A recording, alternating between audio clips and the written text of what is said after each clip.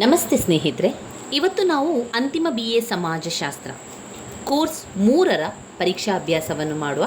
ನೀವು ಕೇಳಿದ ಹಾಗೆ ತೃತೀಯ BA ಅಂದರೆ ಅಂತಿಮ BAಯ ಎಲ್ಲ ವಿಷಯಗಳ ಬಗ್ಗೆ ತಿಳಿಸಿ ಅಂತ ನೀವು ಕೇಳಿದ್ರಿ.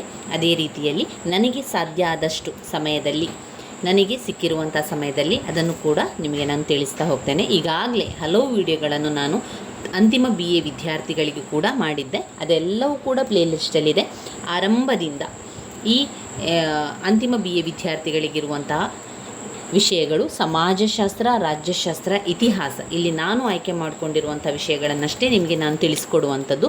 ಅರ್ಥಶಾಸ್ತ್ರವಾಗಲಿ, ಭೂಗೋಳಶಾಸ್ತ್ರ ಇದ್ಯಾವುದೂ ಕೂಡ ನಾನು ಕಲಿತಿಲ್ಲ, ಅದರಿಂದ ಅದನ್ನು ನನಗೆ ತಿಳಿಸ್ಕೊಡ್ಲಿಕ್ಕೆ ಸಾಧ್ಯ ಇಲ್ಲ.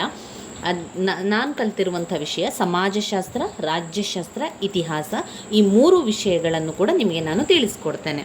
ಅದರಲ್ಲಿ ಕೋರ್ಸ್ 3, ಕೋರ್ಸ್ 4, ಕೋರ್ಸ್ 5 ಈ ರೀತಿಯಾಗಿ 3 ಪುಸ್ತಕಗಳನ್ನು ಕಾಣ್ಬೋದು. ಸಮಾಜಶಾಸ್ತ್ರದಲ್ಲೂ ಕೂಡ 3 ಪುಸ್ತಕಗಳು, ರಾಜ್ಯಶಾಸ್ತ್ರದಲ್ಲೂ 3 ಪುಸ್ತಕಗಳು, ಇತಿಹಾಸದಲ್ಲೂ ಕೂಡ 3 ಪುಸ್ತಕಗಳನ್ನು ಕಾಣ್ಬೋದು. ಆ 3 ಪುಸ್ತಕಗಳಿಂದ ಮೊದಲಿಗೆ ಕೋರ್ಸ್ 3ರಲ್ಲಿರುವಂಥ ವಿಷಯಗಳನ್ನು ತಿಳ್ಕೊಳ್ತಾ ಹೋಗುವ.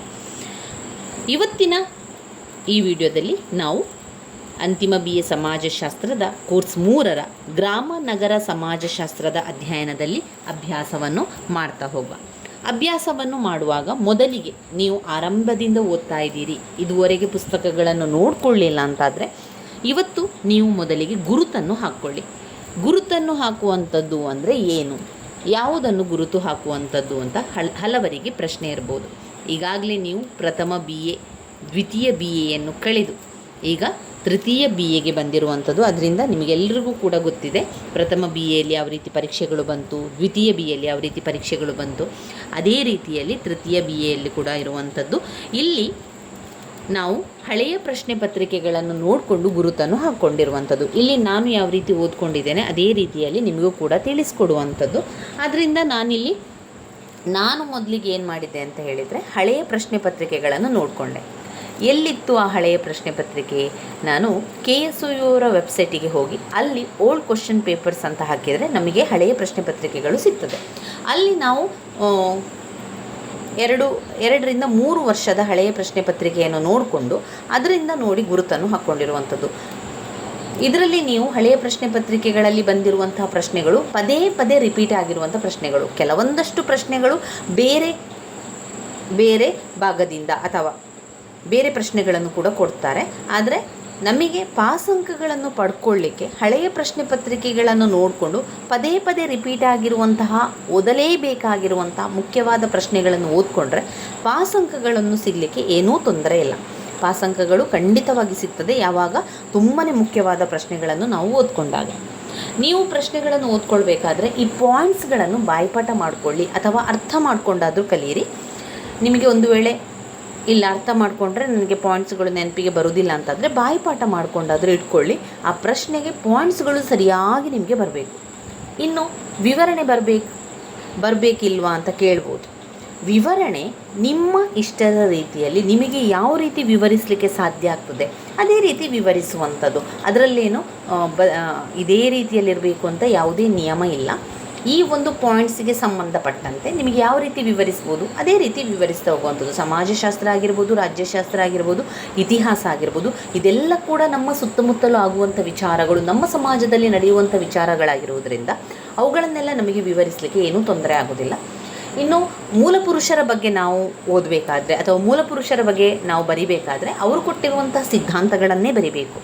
ನಮ್ಮದೇ ಆದ ಹೊಸ ಸಿದ್ಧಾಂತವನ್ನು ಬರೀಲಿಕ್ಕೆ ಸಾಧ್ಯ ಇಲ್ಲ.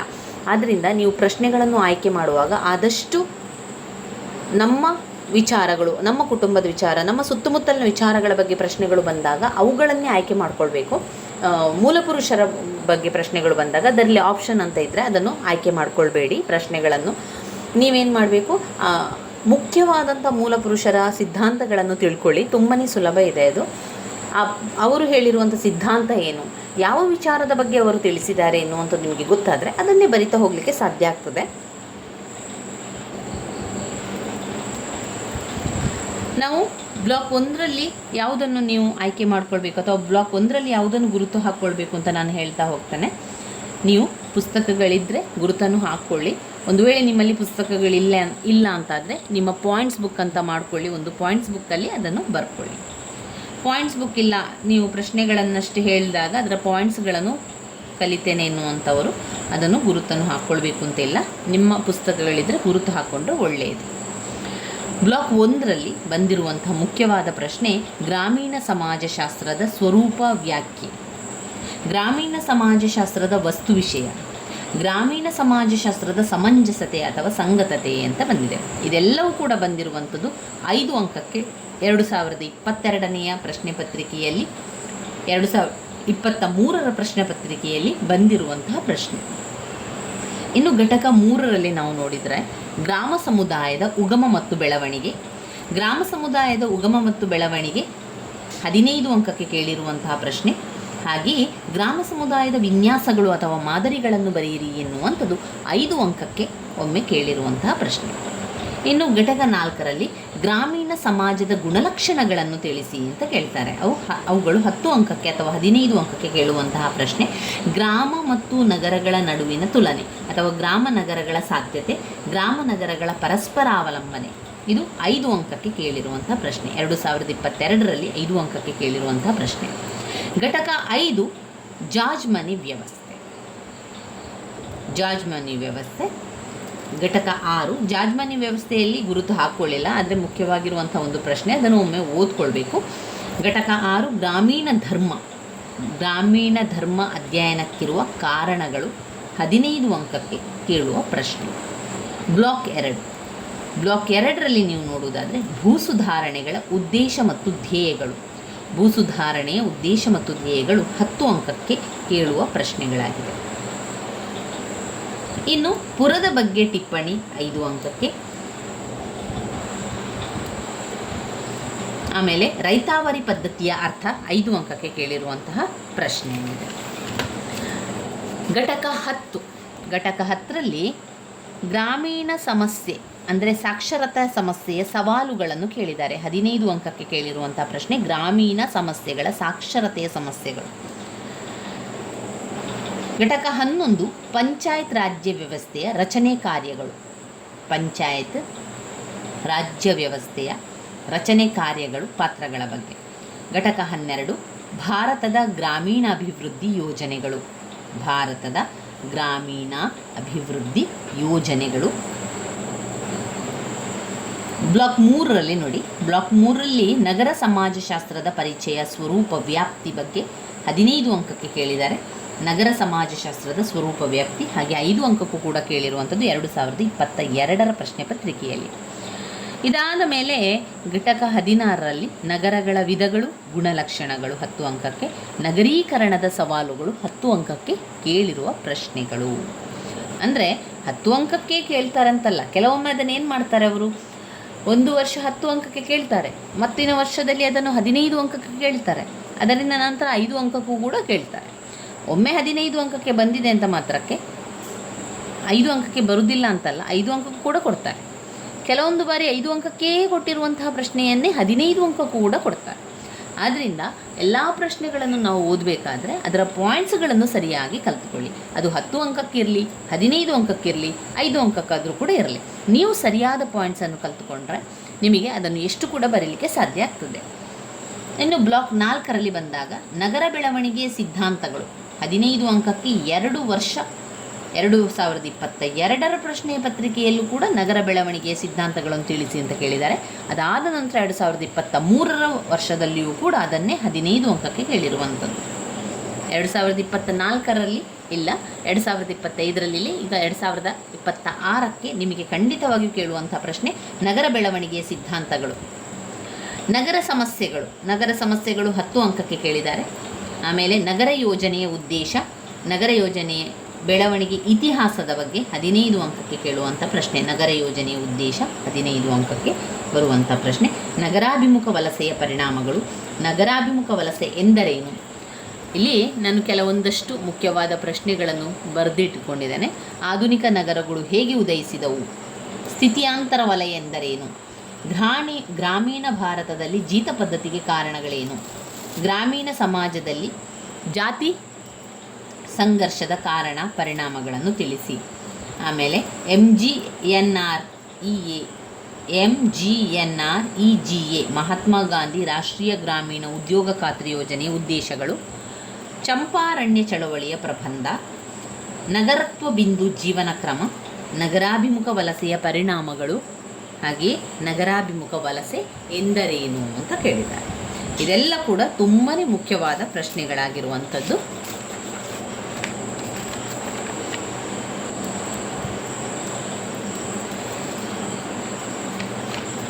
ಮೊದಲಿಗೆ ಘಟಕ ಒಂದರಲ್ಲಿ ಬಂದಿರುವಂತಹ ಗ್ರಾಮೀಣ ಸಮಾಜಶಾಸ್ತ್ರದ ಬಗ್ಗೆ ತಿಳ್ಕೊಳ್ಳುವ.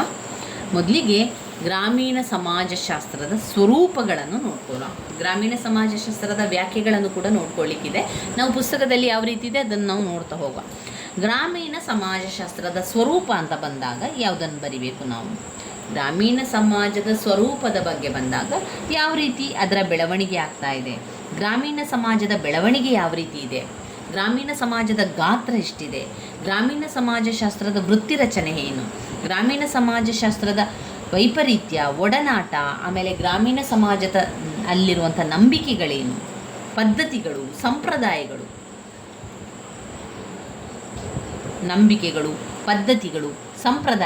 ಇದೆಲ್ಲವನ್ನು ಕೂಡ ನಾವು ಗ್ರಾಮೀಣ ಸಮಾಜಶಾಸ್ತ್ರದ ಸ್ವರೂಪದಲ್ಲಿ ಬರಿತಾ ಹೋಗಬೇಕು. ಗ್ರಾಮೀಣ ಸಮಾಜಶಾಸ್ತ್ರದ ಸ್ವರೂಪ ಅಂತ ಬಂದಾಗ ನೀವು ಪಾಯಿಂಟ್ಸನ್ನು, ಒಂದು ವೇಳೆ ನಿಮಗೆ ಅಲ್ಲಿ ಪಾಯಿಂಟ್ಸ್ ಅಂತ ಕೊಡೋದಿದ್ದರೆ ನಾವೇ ಪಾಯಿಂಟ್ಸ್ಗಳನ್ನು ಮಾಡಿಕೊಂಡು ಬರಿತಾ ಹೋಗಬೇಕು ಸ್ನೇಹಿತರೆ. ಒಂದು ಬೆಳವಣಿಗೆಯಾದ ರೀತಿ ಇಲ್ಲಿ ನಾನು ಗುರುತನ್ನು ಹಾಕ್ಕೊಂಡಿದ್ದೇನೆ ನೋಡಿ, ಇದನ್ನೇ ನೀವು ಉತ್ತರವಾಗಿ ಬರಿತಾ ಹೋಗುವಂಥದ್ದು, ಅಂಡರ್ಲೈನನ್ನು ಮಾಡಿಕೊಂಡಿರುವಂಥದ್ದು. ಬೆಳವಣಿಗೆಯಾದ ರೀತಿ, ಒಂದು ಗ್ರಾಮೀಣ ಸಮಾಜದ ಸ್ಥಾನ, ಗ್ರಾಮೀಣ ಸಮಾಜದ ಬೆಳವಣಿಗೆಯಾದ ರೀತಿ, ಅವುಗಳ ಗಾತ್ರ, ಅವುಗಳ ವೃತ್ತಿ, ಅವುಗಳ ರಚನೆ, ಅವುಗಳ ನಿಸರ್ಗ, ಅದರ ವೈಪರೀತ್ಯದೊಡನೆ ಇರುವ ಒಡನಾಟ, ನಂಬಿಕೆಗಳು, ಪದ್ಧತಿಗಳು, ಸಂಪ್ರದಾಯಗಳು ವಾಸ್ತವವಾಗಿ ಭಿನ್ನವಾಗಿದ್ದು ನಗರ ಸಮುದಾಯಗಳಿಗೂ ಅನ್ವಯವಾಗುವಂತಹ ಸಿದ್ಧಾಂತಗಳಿಗೆ ಮತ್ತು ಸಾಮಾನ್ಯೀಕರಣಗಳಿಗೆ ಇವುಗಳು ಸಹಾಯ ಮಾಡುವುದಿಲ್ಲ.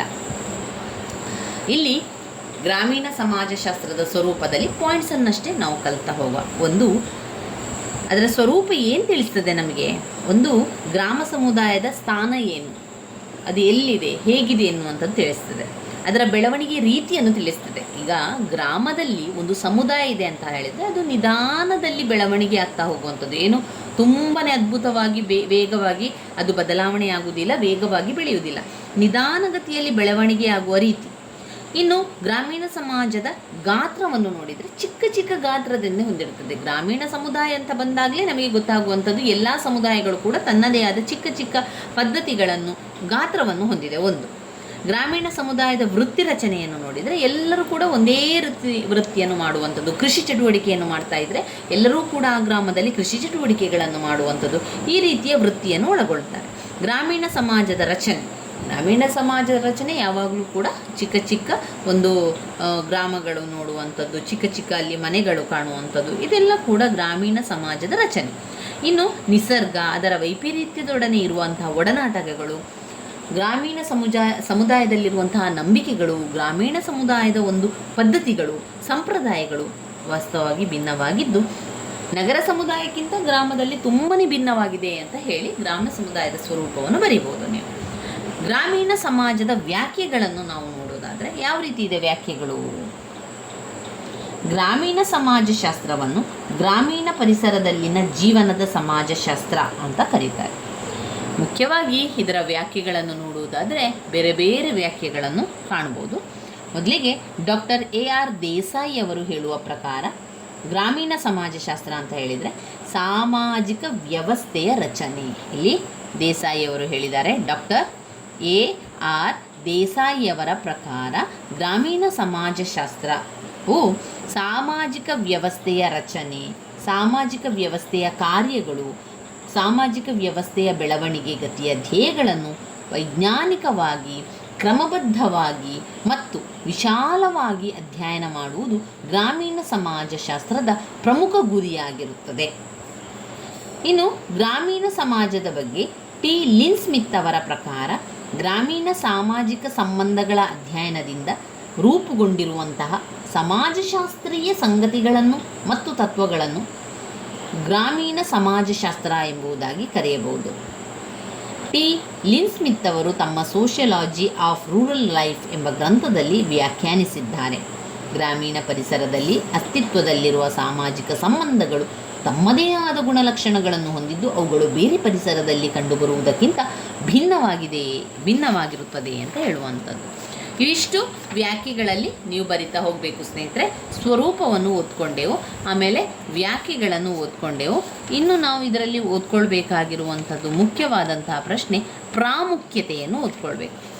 ಪ್ರಾಮುಖ್ಯತೆ ಏನಿದೆ, ಗ್ರಾಮೀಣ ಸಮಾಜಶಾಸ್ತ್ರದ ಪ್ರಾಮುಖ್ಯತೆ ಅಂತ ಬಂದಾಗ ಭಾರತದಂತಹ ರಾಷ್ಟ್ರದಲ್ಲಿ ಇಂದಿಗೂ ಕೂಡ ತುಂಬ ಜನರು ಗ್ರಾಮಗಳಲ್ಲಿ ವಾಸ ಮಾಡ್ತಾ ಇದ್ದಾರೆ. ಇಂತಹ ರಾಷ್ಟ್ರಗಳಲ್ಲಿ ಗ್ರಾಮೀಣ ಸಮಾಜಶಾಸ್ತ್ರ ಮತ್ತು ಗ್ರಾಮೀಣ ಅರ್ಥಶಾಸ್ತ್ರಗಳಂತಹ ಶಾಸ್ತ್ರಗಳ ಸಮಂಜಸತೆಯನ್ನು ಒತ್ತಿ ಹೇಳಬೇಕಾಗಿಲ್ಲ. ಗ್ರಾಮೀಣ ಸಮಾಜಶಾಸ್ತ್ರ ಮತ್ತು ಗ್ರಾಮೀಣ ಅರ್ಥಶಾಸ್ತ್ರಗಳಂತಹ ವಿಶೇಷ ಶಾಖೆಗಳು ಗ್ರಾಮೀಣ ಸಮಾಜಗಳನ್ನು ವೈಜ್ಞಾನಿಕವಾಗಿ ಅಧ್ಯಯನ ಮಾಡುವ ಪ್ರಯತ್ನ ಮಾಡಿದರೆ ಭಾರತೀಯ ಗ್ರಾಮಗಳಲ್ಲಿನ ಹಲವಾರು ತೊಂದರೆಗಳನ್ನು ಮತ್ತು ಸಮಸ್ಯೆಗಳನ್ನು ಅಥವಾ ಹಾನಿಕರ ಪರಿಣಾಮಗಳನ್ನು ತಡೆಗಟ್ಟಬಹುದೆಂದು ಹಲವಾರು ವಿದ್ವಾಂಸರು ಅಭಿಪ್ರಾಯ ಹೊಂದಿದ್ದಾರೆ. ಗಾಂಧೀಜಿಯವರು ಈ ವಿಚಾರದ ಬಗೆಗೆ ಹೇಳಲು ಎಂದೂ ಹಿಂಜರಿಯುತ್ತಿರಲಿಲ್ಲ. ಭಾರತ ಹಳ್ಳಿಗಳ ದೇಶವಾಗಿದ್ದು ಭಾರತದ ಬೆಳವಣಿಗೆ ಮತ್ತು ಪ್ರಗತಿ ಕಾಣಬೇಕಾದರೆ ಪುಟ್ಟ ಗ್ರಾಮಗಳು ಮೊದಲು ಬೆಳವಣಿಗೆ ಮತ್ತು ಪ್ರಗತಿಯನ್ನು ಕಾಣಲೇಬೇಕು. ಆದುದರಿಂದ ಗಾಂಧೀಜಿಯವರು ತಮ್ಮ ಗ್ರಾಮೀಣ ಪುನರ್ನಿರ್ಮಾಣ ಸರ್ವೋದಯ ಕಾರ್ಯಕ್ರಮದಲ್ಲಿ ಗ್ರಾಮಗಳಿಗೆ ಪ್ರಮುಖ ಸ್ಥಾನವನ್ನು ನೀಡಿದ್ದಾರೆ. ಭಾರತದ ಯೋಜನಾಕಾರರ ಮನಸ್ಸಿಗೆ ಮಹಾತ್ಮ ಗಾಂಧೀಜಿಯವರ ದೂರದೃಷ್ಟಿ ಸ್ಫೂರ್ತಿದಾಯಕವಾಗಿದೆ ಎಂದರೆ ತಪ್ಪಾಗಲಾರದು. ಪ್ರಮುಖ ಯೋಜನೆಗಳನ್ನು ಜಾರಿಗೊಳಿಸುವಾಗ ಗ್ರಾಮ ಸಮುದಾಯಗಳನ್ನು ಅಲಕ್ಷ್ಯ ಮಾಡಿರುವುದು ನಮ್ಮ ಯೋಜನೆಗಳ ಅವಿವೇಕವನ್ನು ತೋರಿಸುತ್ತದೆ ಎಂದು ಇಲ್ಲಿ ತಿಳಿಸಿದ್ದಾರೆ. ಗ್ರಾಮೀಣ ಸಮಾಜದ ಪ್ರಾಮುಖ್ಯತೆಯಲ್ಲಿ ನಾವು ತೆಗೆದುಕೊಳ್ಳುವಂಥ ಪಾಯಿಂಟ್ಸ್ಗಳು ಈ ರೀತಿಯಾಗಿದೆ. ಇದನ್ನು ಗುರುತನ್ನು ಹಾಕ್ಕೊಳ್ಳಿ, ನಿಮ್ಮ ಪಾಯಿಂಟ್ಸ್ ಬುಕ್ಕಲ್ಲಿ ಬರ್ಕೊಳ್ಳಿ. ಗ್ರಾಮೀಣ ಸಮಾಜಶಾಸ್ತ್ರದ ಪ್ರಾಮುಖ್ಯತೆ: ಒಂದು ಕುಟುಂಬ, 2 ಬಂಧುತ್ವ, ಒಂದು ಕುಟುಂಬ, ಬಂಧುತ್ವ, ಜಾತಿ, ಸಮುದಾಯ,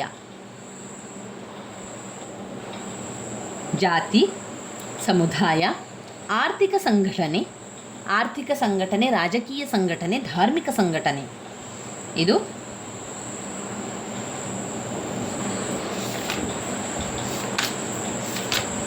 ಗ್ರಾಮೀಣ ಸಮುದಾಯದ ಪ್ರಾಮುಖ್ಯತೆಯಲ್ಲಿ ನಾವು ನೋಡಿದ್ರೆ ಒಂದು ಕುಟುಂಬ, ಬಂಧುತ್ವ, ಜಾತಿ, ಸಮುದಾಯ. ಕುಟುಂಬ, ಬಂಧುತ್ವ, ಜಾತಿ, ಸಮುದಾಯ, ಆರ್ಥಿಕ ಸಂಘಟನೆ, ರಾಜಕೀಯ ಸಂಘಟನೆ, ಧಾರ್ಮಿಕ ಸಂಘಟನೆ. ರೈತ ದಂಗೆಗಳು, ಹಸಿರು ಕ್ರಾಂತಿ, ಕ್ಷೀರ ಕ್ರಾಂತಿ, ನೀಲಿ ಕ್ರಾಂತಿಗಳೆನ್ನುವಂತಹದ್ದು ನಾವು ಎಲ್ಲಿ ಕಾಣ್ಬೋದು? ಗ್ರಾಮೀಣ ಸಮುದಾಯದ ಪ್ರಾಮುಖ್ಯತೆಯಲ್ಲಿ ನಾವು ಕಾಣಬಹುದಾದಂಥ ವಿಚಾರ. ಇನ್ನು ಘಟಕ 2ರಲ್ಲಿ ಬಂದಾಗ ಗ್ರಾಮೀಣ ಸಮಾಜಶಾಸ್ತ್ರದ ಬೆಳವಣಿಗೆಯ ಬಗ್ಗೆ ತಿಳ್ಕೊಳ್ಳುವ. ಏನು ಕೊಟ್ಟಿದ್ದಾರೆ? ಪಾಯಿಂಟ್ಸ್ಗಳೇನಾದರೂ ಇದೆಯಾ? ಯಾವ ವಿಚಾರವನ್ನು ನಮಗೆ ಅವರು ತಿಳಿಸಿದ್ದಾರೆ ಎನ್ನುವಂಥದ್ದನ್ನು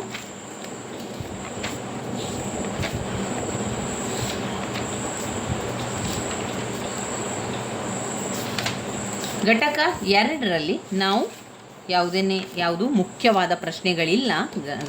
ಘಟಕ 2ರಲ್ಲಿ ಇನ್ನು ಬರುವಂಥದ್ದು ಘಟಕ 3.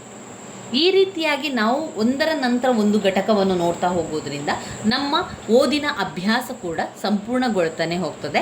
ಹಾಗೆ ಈ ಪರೀಕ್ಷೆ ತಯಾರಿಯನ್ನು ಮಾಡಿಕೊಳ್ಳೋದ್ರಿಂದ ನೀವು ಕೂಡ ಅದರಲ್ಲಿ ತಿಳ್ಕೊಳ್ಳಿಕ್ಕೆ ಸಹಾಯ ಆಗ್ತದೆ. ಒಂದು ವೇಳೆ ನಿಮಗೆ ಪುಸ್ತಕಗಳನ್ನು ನೋಡ್ಕೊಳ್ಳಿಕ್ಕೆ ಸಮಯ ಇಲ್ಲ ಅಂತಾದರೆ ನಿಮ್ಮ ಪ್ರಯಾಣದ ವೇಳೆಯಲ್ಲಿ, ನಿಮ್ಮ ಕೆಲಸದ ಅವಧಿಯಲ್ಲಿ ನೀವೇನು ಮಾಡಿ, ವಿಡಿಯೋಗಳನ್ನು ಕೇಳ್ತಾ ಇರಿ. ನೀವು ನೋಡಬೇಕು ಅಂತಲೇ ಇಲ್ಲ, ನಿಮ್ಮ ಪುಸ್ತಕಗಳಿದ್ರೆ ನೀವು ನೋಡ್ಕೊಳ್ಬೋದು, ಅಥವಾ ಮನೆ ಕೆಲಸದ ಜೊತೆಗಳು ಕೂಡ ನೀವು ಈ ವಿಡಿಯೋವನ್ನು ಕೇಳುವುದರಿಂದ ನಿಮಗೆ ಕೂಡ ಪರೀಕ್ಷೆಗೆ ತುಂಬಾ ಅನುಕೂಲ ಆಗ್ತದೆ. ಘಟಕ 3 ಅಂತ ಬಂದಾಗ ಇದರಲ್ಲಿ ಬೇರೆ ಇಂಪಾರ್ಟೆಂಟ್ ಆಗಿರುವಂಥ ಪ್ರಶ್ನೆ: ಗ್ರಾಮ ಸಮುದಾಯದ ಉಗಮ ಮತ್ತು ಬೆಳವಣಿಗೆ, ಗ್ರಾಮ ಸಮುದಾಯದ ವಿನ್ಯಾಸ ಅಥವಾ ಮಾದರಿ. ಎರಡೂ ಕೂಡ ತುಂಬಾ ಮುಖ್ಯವಾಗಿರುವಂತಹ ಪ್ರಶ್ನೆಗಳಾಗಿದೆ.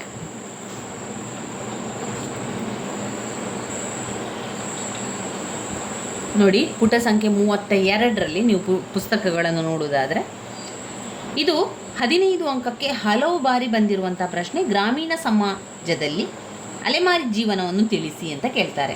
ಕೆಲವೊಮ್ಮೆ ಅದೇ ಪ್ರಶ್ನೆ ಸಾಮಾಜಿಕ ವಿಕಾಸದ ಹಂತಗಳನ್ನು ತಿಳಿಸಿ ಅಂತ ಕೇಳ್ತಾರೆ.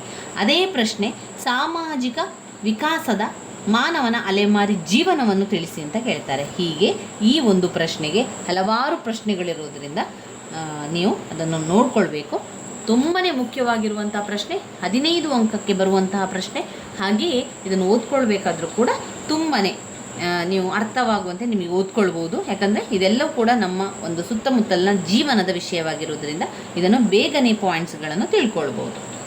ಇದು ನೆಲೆ ಊರಿದ ಜೀವನವು ಗ್ರಾಮಗಳ ಉಗಮಕ್ಕೆ ಅತಿ ಅವಶ್ಯಕ ಅಂತ ತೋರ್ತದೆ. ಯಾವಾಗ ಏನು ಎಲ್ಲಿ ನೆಲೆ ಊರಿದ ಜೀವನ ಸಾಧ್ಯವೋ ಅಲ್ಲಿ ಗ್ರಾಮವನ್ನು ರೂಪುಗೊಳಿಸುವಂಥದ್ದು. ನೆಲೆ ಊರಿದ ಜೀವನವಿಲ್ಲದೆ ಗ್ರಾಮಗಳು ಅಸ್ತಿತ್ವಕ್ಕೆ ಬರುವುದು ಅಸಾಧ್ಯ. ಹೀಗಾಗಿ ಆದಿಮಾನವರು ತಮ್ಮ ಅಲೆಮಾರಿ ಜೀವನವನ್ನು ಅಂತ್ಯಗೊಳಿಸಿ ಒಂದು ನಿರ್ದಿಷ್ಟ ಪ್ರದೇಶದಲ್ಲಿ ಬಂದು ನೆಲೆಯೂರುತ್ತಾರೆ. ಯಾವಾಗ ಅವರು ಒಂದು ನಿರ್ದಿಷ್ಟ ಪ್ರದೇಶದಲ್ಲಿ ನೆಲೆಗೊಳ್ತಾರೋ ಅಲ್ಲಿ ನಂತರ ವಿಕಾಸ ಆಗಲಿಕ್ಕೆ ಆರಂಭ ಆಗ್ತದೆ. ಸಾಮಾಜಿಕ ವಿಕಾಸದ 4ನೇ ಹಂತದ ಉತ್ತರಾರ್ಧವನ್ನು ಪ್ರವೇಶಿಸಿದಾಗ ಮಾತ್ರ ಆದಿಮಾನವನು ಒಂದು ಸ್ಥಳದಲ್ಲಿ ನೆಲೆಯೂರಿ ವಾಸಿಸುವುದು ಸಾಧ್ಯವಾಯಿತು. ಈ ಸಾಮಾಜಿಕ ವಿಕಾಸದ 4ನೇ ಹಂತದ ಉತ್ತರಾರ್ಧಕ್ಕೆ ಭೂಸಾಗುವಳಿಯ ಹಂತವೆಂದು ಕರೆಯಲಾಗ್ತದೆ. ಈ ಹಂತದಲ್ಲಿ ಮಾತ್ರ ಗ್ರಾಮಗಳು ಉಗಮಗೊಂಡವು. ಗ್ರಾಮಗಳ ಉಗಮಕ್ಕೆ ನೆಲೆಯೂರಿದ ಜೀವನ ಹೇಗೆ ಅವಶ್ಯವೆಂದು ಮನಗಾಣಲು ನಾವು ಸಾಮಾಜಿಕ ವಿಕಾಸದ ವಿವಿಧ ಹಂತಗಳನ್ನು ನೋಡಿಕೊಂಡೆವು. ನೋಡಿ, ಇನ್ನೊಂದು ಪ್ರಶ್ನೆ ಇದರಲ್ಲಿ ಸಾಮಾಜಿಕ ವಿಕಾಸದ ಹಂತಗಳನ್ನು ತಿಳಿಸಿ ಅಂತ ಕೇಳ್ತಾರೆ. ಸಾಮಾಜಿಕ ವಿಕಾಸದ ಹಂತಗಳು ಕೂಡ ಅದೇ ಉತ್ತರಗಳು, ಮಾನವನ ಅಲೆಮಾರಿ ಜೀವನ ಕೂಡ ಅದೇ ಉತ್ತರಗಳು. ಸಾಮಾಜಿಕ ವಿಕಾಸದ ಹಂತಗಳು ಮೊದಲ ಹಂತಗಳು ಅಥವಾ ಸಾಮಾಜಿಕ ವಿಕಾಸದ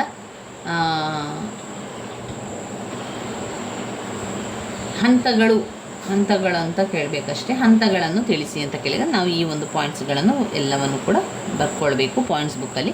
ಗ್ರಾಮಗಳ ಉಗಮದ ಬೆಳವಣಿಗೆಯನ್ನು ಕೇಂದ್ರವಾಗಿಟ್ಟುಕೊಂಡು ಗ್ರಾಮಗಳ ಉಗಮದ ಬೆಳವಣಿಗೆಯನ್ನು ಕೇಂದ್ರವಾಗಿಟ್ಟುಕೊಂಡು ನಾವು ನಮ್ಮ ಸಾಮಾಜಿಕ ವಿಕಾಸಗಳನ್ನು 4 ಹಂತಗಳಾಗಿ ವಿಂಗಡಿಸ್ಬೋದು. 4 ಹಂತಗಳಾಗಿ ವಿಂಗಡಿಸಿದ್ದೇವೆ. ಅದರಲ್ಲಿ ಆಹಾರ ಸಂಗ್ರಹಣಾ ಹಂತ ಮೊದಲನೇದು. ಆಹಾರ ಸಂಗ್ರಹಣಾ ಹಂತ, ಬೇಟೆಯಾಡುವ ಹಂತ, ಹುಲ್ಲುಗಾವಲಿನ ಹಂತ, ಬೂದಿ ಸಾಗುವಳಿ ಮಾಡುವ ಹಂತ. ಮೊದಲಿನ ಈ ಒಂದು 3 ಹಂತಗಳಲ್ಲಾಗಲಿ ಅಥವಾ 4ನೇ ಹಂತದ ಪೂರ್ವಾದಿಯಲ್ಲಾಗಲಿ ಗ್ರಾಮಗಳು ಏಕೆ ಅಸ್ತಿತ್ವಕ್ಕೆ ಬರಲಿಲ್ಲ ಎಂಬ ವಿಷಯವನ್ನು ಕೂಲಂಕುಷವಾಗಿ ನಾವು ಚರ್ಚಿಸಬೇಕು. ಇದರಲ್ಲಿ ಬರುವಂಥ ಪಾಯಿಂಟ್ಸ್ಗಳನ್ನು ಸರಿಯಾಗಿ ಕಲಿತುಕೊಳ್ಳಿ.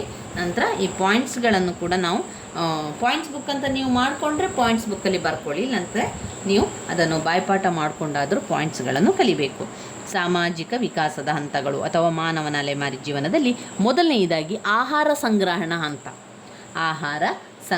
ಹಂತ, 2 ಬೇಟೆಯಾಡುವ ಹಂತ, 3 ಹುಲ್ಲುಗಾವಲಿನ ಹಂತ, 4 ಭೂ ಸಾಗುವಳಿಯ ಹಂತ, 5 ಬೂದಿ ಸಾಗುವಳಿಯ ಹಂತ ಎನ್ನುವಂಥ ಪಾಯಿಂಟ್ಸ್ಗಳನ್ನು ತಗೊಳ್ಳುವಂಥದ್ದು.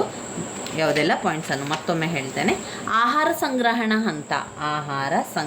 ಹಂತ, ಬೇಟೆಯಾಡುವ ಹಂತ, ಹುಲ್ಲುಗಾವಲು ಹಂತ, 4 ಭೂ ಸಾಗುವಳಿಯ ಹಂತ, ಬೂದಿ ಸಾಗುವಳಿಯ ಹಂತ, ಅದರ ಜೊತೆಗೆ ಬೂದಿ ಸಾಗುವಳಿಯ ಹಂತ ಕೂಡ ಇರುವಂಥದ್ದನ್ನು ಕಾಣ್ಬೋದು.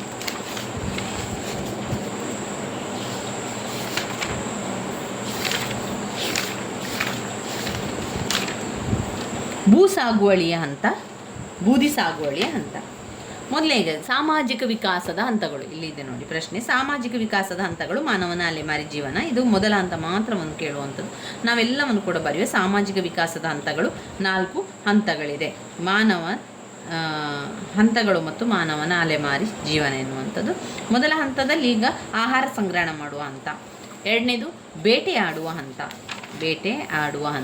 3 ಹುಲ್ಲುಗಾವಲಿನ ಹಂತ, 4 ಭೂ ಸಾಗುವಳಿಯ ಹಂತ, ಬೂದಿ ಸಾಗುವಳಿಯ ಹಂತ, ಭೂ ಸಾಗುವಳಿಯ ಹಂತ.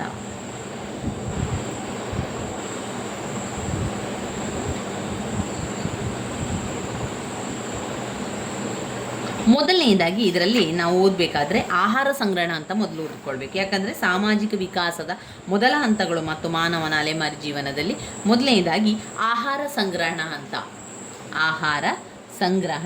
ಹಂತ. ಆಹಾರ ಸಂಗ್ರಹಣಾ ಹಂತದಲ್ಲಿ ಆದಿಮಾನವನ ಬದುಕು. ಆಹಾರ ಸಂಗ್ರಹಣಾ ಹಂತದಲ್ಲಿ ಆದಿಮಾನವನ ಬದುಕು ನಿಸರ್ಗದ ಕೊಡುಗೆಗಳಾದ ಹಣ್ಣು ಹಂಪಲು, ಗೆಡ್ಡೆಗೆಣಸು, ಕಾಯಿ ತೊಪ್ಪಲುಗಳನ್ನು ಅವಲಂಬಿಸಿದೆ. ಆಹಾರ ಸಂಗ್ರಹಣೆ ಮಾಡುವ ಹಂತ ಎನ್ನುವಂಥದ್ದು ಇಲ್ಲಿ ಮಾನವರು ತುಂಬ ವರ್ಷಗಳ ಹಿಂದೆ ಆರಂಭದಲ್ಲಿ ಒಂದೇ ಕಡೆ ನೆಲೆಯೂರಲಿಲ್ಲ. ಅವರಿಗೆ ಎಲ್ಲೂ ಕೂಡ ಮನೆಗಳು ಕೂಡ ಇರಲಿಲ್ಲ. ಅವರೇನು ಮಾಡ್ತಾಯಿದ್ರು, ಇವತ್ತು ಒಂದು ಕಡೆಯಲ್ಲಿ ವಾಸ ಮಾಡಿದರೆ ಅಥವಾ ಒಂದು ಕಡೆಯಲ್ಲಿದ್ದರೆ ಅದೇ ಮರುದಿವಸ ಅವರೇನು ಮಾಡ್ತಾರೆ, ನಡ್ಕೊಂಡು ಹೋಗಿ ಅವರು ಒಂದೊಂದು ಪ್ರದೇಶಗಳಲ್ಲಿರುವಂಥದ್ದು.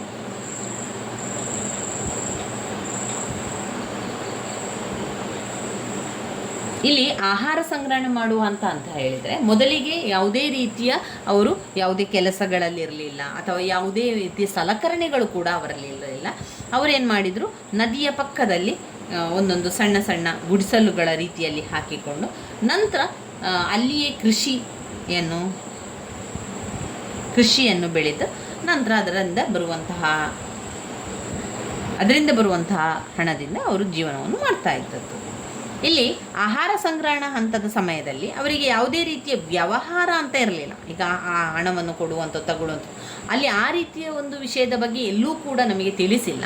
ಯಾವುದೇ ಒಂದು ಆಧಾರದಲ್ಲಿ ಆಹಾರ ಸಂಗ್ರಹಣೆ ಹಂತ ಇತ್ತು ಅಂತ ಬದಲಿಗೆ ಅಲ್ಲಿ ಅವರು ವ್ಯವಹಾರವನ್ನು ಮಾಡ್ತಾ ಇರಲಿಲ್ಲ ಅಂದಿನ ಸಮಯದಲ್ಲಿ. ಅಂತಹ ಆ ಒಂದು ಹಂತ ಆದಿಮಾನವರ ಹಂತ. ಆದಿಮಾನವರು ಬದುಕು ನಿಸರ್ಗದ ಕೊಡುಗೆಗಳಾದ ಹಣ್ಣು ಹಂಪಲುಗಳನ್ನು ತಿನ್ನುವುದು, ಗೆಡ್ಡೆಗೆಣಸುಗಳು, ಕಾಯಿ ತೊಪ್ಪಲೆಗಳನ್ನು ತಿನ್ನುವಂಥದ್ದು. ಈ ಹಂತದಲ್ಲಿ ಮಾನವನಿಗೂ ಹಾಗೂ ಇನ್ನುಳಿದ ಪಶು ಪ್ರಾಣಿಗಳಿಗೂ ಕೂಡಿದೆ. ಈ ದಂಡಕಾರಣ್ಯದಲ್ಲಿ ಜೀವನ ನಡೆಸಲು ಮಾನವನಿಗಿಂತ ಪಶು ಪ್ರಾಣಿಗಳೇ ಹೆಚ್ಚು ಸಾಮರ್ಥ್ಯ ಹೊಂದಿದ್ದಾನೆ ಹೇಳಬಹುದು. ಈ ಹಂತದಲ್ಲಿ ಮಾನವನು ಸಾವಿನ ದವಡೆಯಿಂದ ತನ್ನ ತುತ್ತನ್ನು ಕಿತ್ತು ತಿನ್ನುತ್ತಿದ್ದನೆಂದು ಹೇಳಿದರೆ ಅತಿಶಯೋಕ್ತಿಯಾಗಲಾರದು. ಇಂತಹ ಗಂಡಾಂತರಮಯ ನಿಶ್ಚಿತ ಜೀವನವನ್ನು ನಡೆಸುವ ಮಾನವರು ನಿಸರ್ಗದ ಕೊಡುಗೆಗಳನ್ನು ಅರಸುತ್ತಾ ಅಲೆಮಾರಿ ಜೀವನವನ್ನು ನಡೆಸದೆ ಗತ್ಯಂತರವಿರಲಿಲ್ಲ. ಅದರಿಂದ ಋತುಮಾನಗಳು ಬದಲಾದಂತೆ ಮಾನವನ ವಾಸ್ತವ್ಯವು ಬದಲಾಗಲೇಬೇಕಾಯಿತು. ಆ ಕಾರಣದಿಂದಾಗಿ ಏನಾಯಿತು, ಆ ಹಂತದಲ್ಲಿ ಮಾನವರು ಋತುಗಳನ್ನು ಹಿಂಬಾಲಿಸಿದರು ಎನ್ನಲಾಗುತ್ತದೆ. ನೆಲೆ ಊರಿದ ಜೀವನ ಅಸಾಧ್ಯವಾದ ಈ ಹಂತದಲ್ಲಿ ಗ್ರಾಮಗಳು ಅಸ್ತಿತ್ವಕ್ಕೆ ಬರಲಿಲ್ಲ.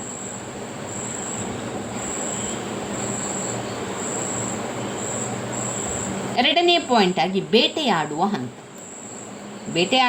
ಆಹಾರ ಸಂಗ್ರಹಣೆ ಮಾಡಿದ ನಂತರ ಬೇಟೆಯಾಡುವ ಹಂತಕ್ಕೆ ಬರ್ತಾರೆ ಎಲ್ಲರೂ. ಯಾಕೆ? ಇವರು ಒಂದು ಕಡೆಯಿಂದ ಇನ್ನೊಂದು ಕಡೆಗೆ ಆಹಾರ ಸಂಗ್ರಹಣೆಗಾಗಿ ಹೋಗ್ತಾ ಇದ್ರು. ಅಂಥ ಸಂದರ್ಭದಲ್ಲಿ ಅವರೇನು ಮಾಡ್ತಾರೆ, ಅವರಿಗೆ ಸಿಕ್ಕಿದಂಥ ಹಣ್ಣುಗಳಿರ್ಬೋದು, ಅವರಿಗೆ ಸಿಕ್ಕಿದಂಥ ಗೆಡ್ಡೆಗೆಣಸುಗಳಿರ್ಬೋದು, ಕಾಯಿ ತೊಪ್ಪಲೆಗಳು, ಇದನ್ನು ಬಳಸಿ ಆಹಾರವನ್ನು ಅವರು ಮಾಡ್ತಾಯಿದ್ರು. ಆವಾಗ ಯಾವುದೇ ರೀತಿಯ ಬೆಂಕಿ ಅಂತ ಅವರಿಗೆ ಇರಲಿಲ್ಲ. ಅದಾದ ನಂತರ ಬೇಟೆಯಾಡಲಿಕ್ಕೆ ಆರಂಭ ಮಾಡಿದರು. ಅವರಿಗೆ ಅನಿಸಿತು, ಇದು ನಾವು ಆಹಾರಕ್ಕೋಸ್ಕರ ಒಂದು ಕಡೆಯಿಂದ ಇನ್ನೊಂದು ಕಡೆಗೆ ಹೋಗ್ತಾ ಇದ್ದೇವೆ, ಅಲ್ಲಿ ನಾವು ಬೇಟೆಯನ್ನು ಆಡಿ ಅಲ್ಲಿ ಸಿಕ್ಕಿರುವಂಥ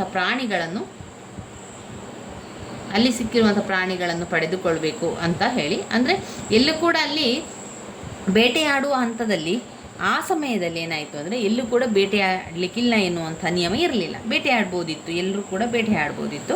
ಸಾಮಾಜಿಕ ವಿಕಾಸದ ಎರಡನೇ ಹಂತ ಬೇಟೆಯಾಡುವ ಹಂತ ಅಂತ ಕರೆಯಲಾಗ್ತದೆ. ಈ ಹಂತದಲ್ಲಿ ಎರಡು ಪ್ರಮುಖ ಬೆಳವಣಿಗೆಗಳು ಗೋಚರವಾಗ್ತದೆ. ಮೊದಲನೇದಾಗಿ ಆದಿಮಾನವರು ಕೆಲವೊಂದು ಉಪಕರಣಗಳನ್ನು ರೂಪಿಸಿ ಅವುಗಳನ್ನು ಪ್ರಯೋಗಿಸುವ ಕುಶಲತೆಯನ್ನು ಕಲಿತುಕೊಳ್ತಾರೆ. ಉಪಕರಣಗಳನ್ನು ನಿರ್ಮಿಸಿ ಅವುಗಳನ್ನು ಉಪಯೋಗಗಳನ್ನು ನಿರ್ಮಿಸಿದಂತಹ ಏಕಮಾತ್ರ ಪ್ರಾಣಿ ಅಂದರೆ ಅದು ಮಾನವನು ಉಪಕರಣಗಳನ್ನು ನಿರ್ಮಿಸಿ ಅವುಗಳನ್ನು ಪ್ರಯೋಗಿಸುವ ಕಲೆಗೆ ಎರಡು ಮುಖ್ಯ ಕಾರಣಗಳನ್ನು ಕೂಡ ಗುರುತಿಸಬಹುದು. ಮೊದಲನೇದಾಗಿ ಆತನ ಬುದ್ಧಿಶಕ್ತಿ, ಎರಡನೆಯದು 4 ಬೆರಳುಗಳ ಎದುರಿಗೆ ಹೆಬ್ಬೆರಳನ್ನು ಹೊಂದಿದ ಅಂಗರಚನೆ. ಈ ರೀತಿಯ ಅಂಗರಚನೆಯನ್ನು ಹೊಂದಿದ ಏಕಮೇವ ಪ್ರಾಣಿಯಾದ ಮಾನವ ಮೊದಲು ಕಲ್ಲು ಕಟ್ಟಿಗೆಗಳಿಂದ ಉಪಕರಣಗಳ ಆಯುಧಗಳನ್ನು ನಿರ್ಮಿಸಿ ಅವುಗಳ ಸಹಾಯದಿಂದ ಕಾಡು ಪ್ರಾಣಿಗಳ ಭೇಟಿಯಾಗತೊಡಗಿದ. ಹೀಗಾಗಿ ಆತನ ಜೀವನ ಮಟ್ಟವು ಸುಧಾರಿಸಿತು. ಈಗ ತನ್ನ ಹಣ್ಣು ಹಂಪಲು, ಗೆಡ್ಡೆಗೆಣಸು, ಕಾಯಿ ತೊಪ್ಪಲೆಗಳಲ್ಲದೆ ಪ್ರಾಣಿಗಳ ಮಾಂಸವನ್ನು ಕೂಡ ಸೇವಿಸತೊಡಗಿದರು. ಅಷ್ಟು ಮಾತ್ರವಲ್ಲದೆ ತನ್ನನ್ನು ಕಡು ಬಿಸಿಲು, ಕಡು ಚಳಿಯಿಂದ ರಕ್ಷಿಸಿಕೊಳ್ಳಲು ಏನು ಮಾಡ್ತಾರೆ ಅವರು ಪ್ರಾಣಿಗಳ ಚರ್ಮವನ್ನೆಲ್ಲ ಹೊದಿಕೆಯಾಗಿ ಉಪಯೋಗಿಸಿಕೊಳ್ತಾರೆ.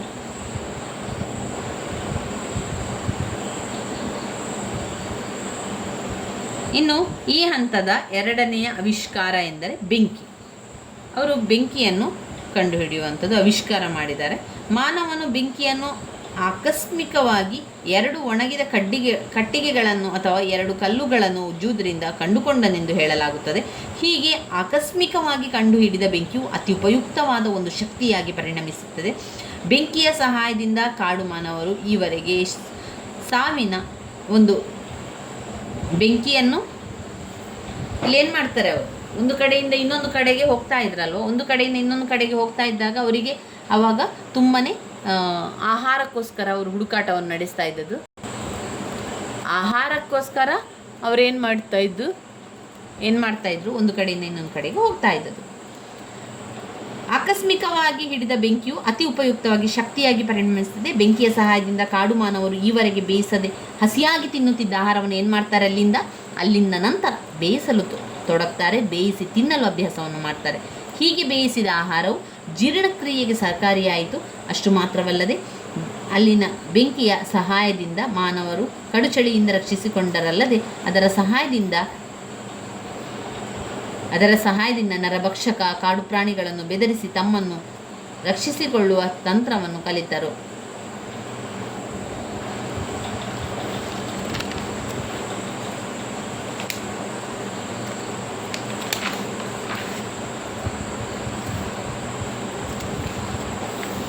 ಇನ್ನು ಎರಡನೇ ಹಂತದ ಬೇಟೆಯಾಡುವಿಕೆ. ಎರಡನೇ ಹಂತದಲ್ಲಿ ಏನಾಯಿತು ಅಂದರೆ, ಈ ಎಲ್ಲ ಸುಧಾರಣೆಗಳು ಕಂಡು ಬಂದರೂ ಕೂಡ ಮಾನವನು ಒಂದು ಸ್ಥಳದಲ್ಲಿ ನೆಲೆಯೂರಿ ನಿಲ್ಲುವುದು ಸಾಧ್ಯವಾಗದೆ ಹೋಯಿತು. ಈ ಹಂತದಲ್ಲಿ ಕೂಡ ಮಾನವರು ಅಲೆಮಾರಿ ಜೀವನವನ್ನು ಮುಂದುವರಿಸಬೇಕಾಯಿತು. ಮೊದಲನೆಯ ಹಂತದಲ್ಲಿ ಮಾನವರು ಋತುಗಳನ್ನು ಹಿಂಬಾಲಿಸಿದರೆ, ಈ ಹಂತದಲ್ಲಿ ಅವನು ಬೇಟೆಯಾಡಿ ತಿನ್ನುವ ಪ್ರಾಣಿಗಳನ್ನು ಹಿಂಬಾಲಿಸಿದನು. ಪ್ರಾಣಿಗಳು ತಮ್ಮ ಆಹಾರವನ್ನು ತಾವೇ ಏನು ಮಾಡ್ತಾಯಿದ್ರು, ಅರಸ್ತಾ ತಮ್ಮ ಆಹಾರವನ್ನು ತಮ್ಮ ಆಹಾರಕ್ಕಾಗಿ ಒಂದು ಕಡೆಯಿಂದ ಇನ್ನೊಂದು ಕಡೆಗೆ ಅಲೆಮಾರಿ ಜೀವನವನ್ನು ಮಾಡ್ತಾಯಿದ್ರು. ಮಾನವರು ಅಲೆಮಾರಿ ಜೀವನವನ್ನು ಮುಂದುವರಿಸಬೇಕಾಯಿತು. ಮೊದಲನೇ ಹಂತದಲ್ಲಿ ಮಾನವನು ಋತುಗಳನ್ನು ಹಿಂಬಾಲಿಸಿದರೆ, ಈ ಹಂತದಲ್ಲಿ ಅವನು ಬೇಟೆಯಾಡಿ ತಿನ್ನುವ ಪ್ರಾಣಿಗಳನ್ನು ಹಿಂಬಾಲಿಸಿದ. ಪ್ರಾಣಿಗಳು ತಮ್ಮ ಆಹಾರವನ್ನು ಅರಸುತ್ತಾ ಒಂದು ಪ್ರದೇಶದಿಂದ ಇನ್ನೊಂದು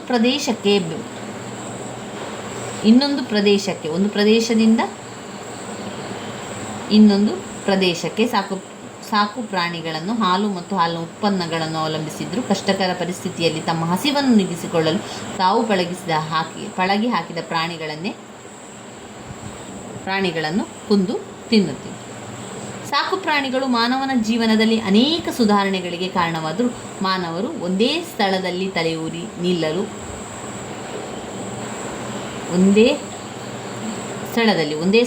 ನೆಲೆಯೂರಿ ನಿಲ್ಲಲು ಅನುವಾಗಲಿಲ್ಲ. ತದ್ವಿರುದ್ಧವಾಗಿ ಸಾಕು ಪ್ರಾಣಿಗಳು ಮಾನವನ ಅಲೆಮಾರಿಯನ್ನು ಉದ್ಭವನಗೊಳಿಸಿದವನೆಂದು ಅನೇಕ ವಿದ್ವಾಂಸರು ಅಭಿಪ್ರಾಯಪಟ್ಟರು. ಸಾಕು ಪ್ರಾಣಿಗಳು ಮಾನವನ ಅಲೆಮಾರಿಯನ್ನು ಉದ್ಭವನಗೊಳಿಸಿದವರೆಂದು ಅನೇಕ ವಿದ್ವಾಂಸರು ಕೂಡ ಅಭಿಪ್ರಾಯಪಟ್ಟರು.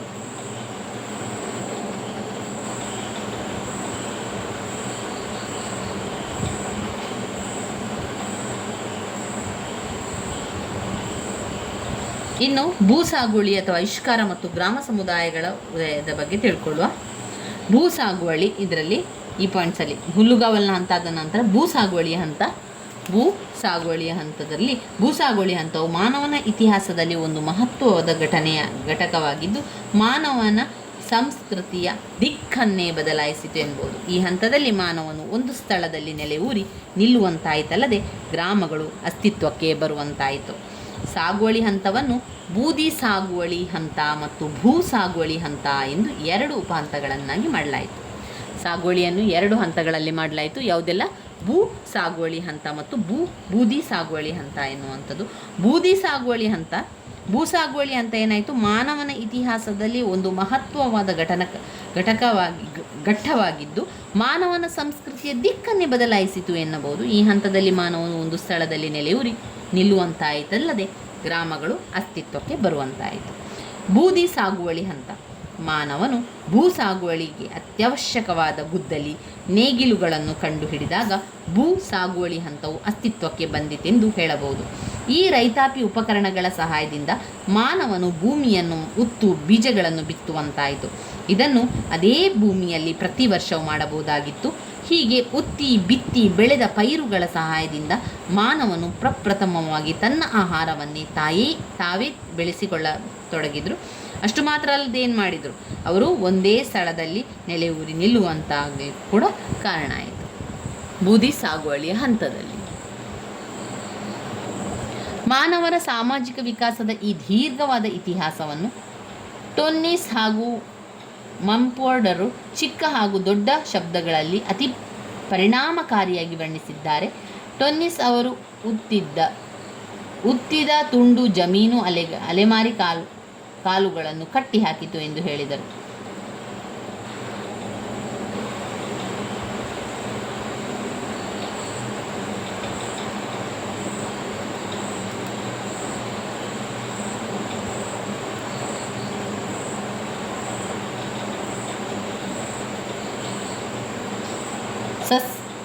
ಮಂಪೋರ್ಡ್ ಅವರು ಸಸ್ಯ ಸಂಗೋಪನೆಯೇ ಮಾನವನ ನೆಲೆಯೂರಿದ ಜೀವನಕ್ಕೆ ನಾಂದಿಯಾಯಿತು ಎಂದು ಹೇಳಿದ್ದಾರೆ. ಹಳ್ಳ ಕೊಳ್ಳ ನದಿ ಕೆರೆಗಳ ಮಗ್ಗುಲಿಗಳಲ್ಲಿ ಫಲವತ್ತಾದ ಸ್ಥಳಗಳನ್ನು ಆಯ್ದು ಈ ಭೂಮಿಯಲ್ಲಿ ತನಗೆ ಬೇಕಾದ ಆಹಾರವನ್ನು ಬೆಳೆಯತೊಡಗಿದ. ಅದೇ ಜಮೀನಿನಲ್ಲಿ ಪ್ರತಿ ವರ್ಷ ಸಾಗುವಳಿ ಮಾಡಿ ತಮ್ಮ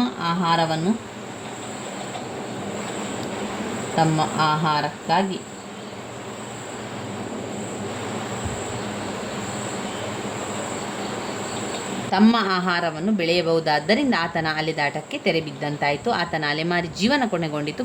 ನೆಲೆಯೂರಿ ನಿಂತ ಮಾನವನ ಪ್ರಪ್ರಥಮವಾಗಿ ಗ್ರಾಮಗಳನ್ನು ನಿರ್ಮಿಸಿ ಅವುಗಳಲ್ಲಿಯೇ ನೆಲೆಸತೊಡಗಿದ.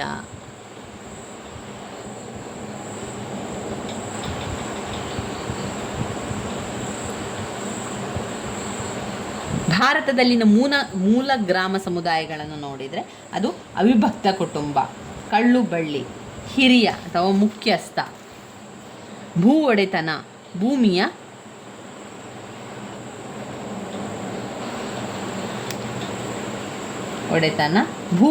ಇದೆ. ಹಾಗೆ ಭೂಮಿ ಮಾರಲಾಗದ ವಸ್ತು. ಭೂಮಿ ಎನ್ನುವಂಥದ್ದು ಮಾರಲಾಗದ ವಸ್ತುವಾಗಿದೆ.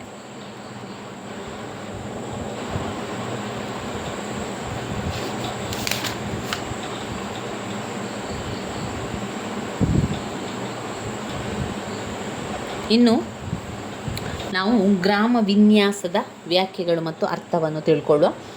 ಗ್ರಾಮ ವಿನ್ಯಾಸ ಮತ್ತು ವ್ಯಾಖ್ಯೆಗಳನ್ನು ನಾವು ನೋಡುವುದಾದರೆ, ಗ್ರಾಮ ವಿನ್ಯಾಸದ ಬಗೆಗಳು, ಅದರ ಅನುಕೂಲತೆಗಳು, ಅನಾನುಕೂಲತೆಗಳು, ಇದು ಕೂಡ 10 ಅಂಕಕ್ಕೆ, 15 ಅಂಕಕ್ಕೆ, 5 ಅಂಕಕ್ಕೆ ಕೇಳುವಂತಹ ಪ್ರಶ್ನೆಗಳಾಗಿದೆ. ಮೊದಲಿಗೆ ಅರ್ಥವನ್ನು ನೋಡ್ಕೊಳ್ಳುವ.